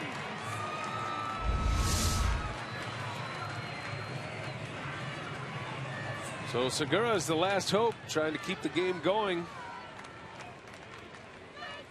2 outs, Brewers down a run, bottom of the 9th.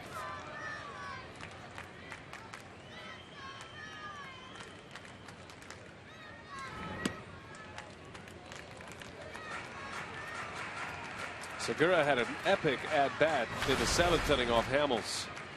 10 pitches, resulted in a base hit, single to right. Segura's 2 out of 3 tonight. And a little half swing roller. Papelbon's got it, and the Brewers lose again.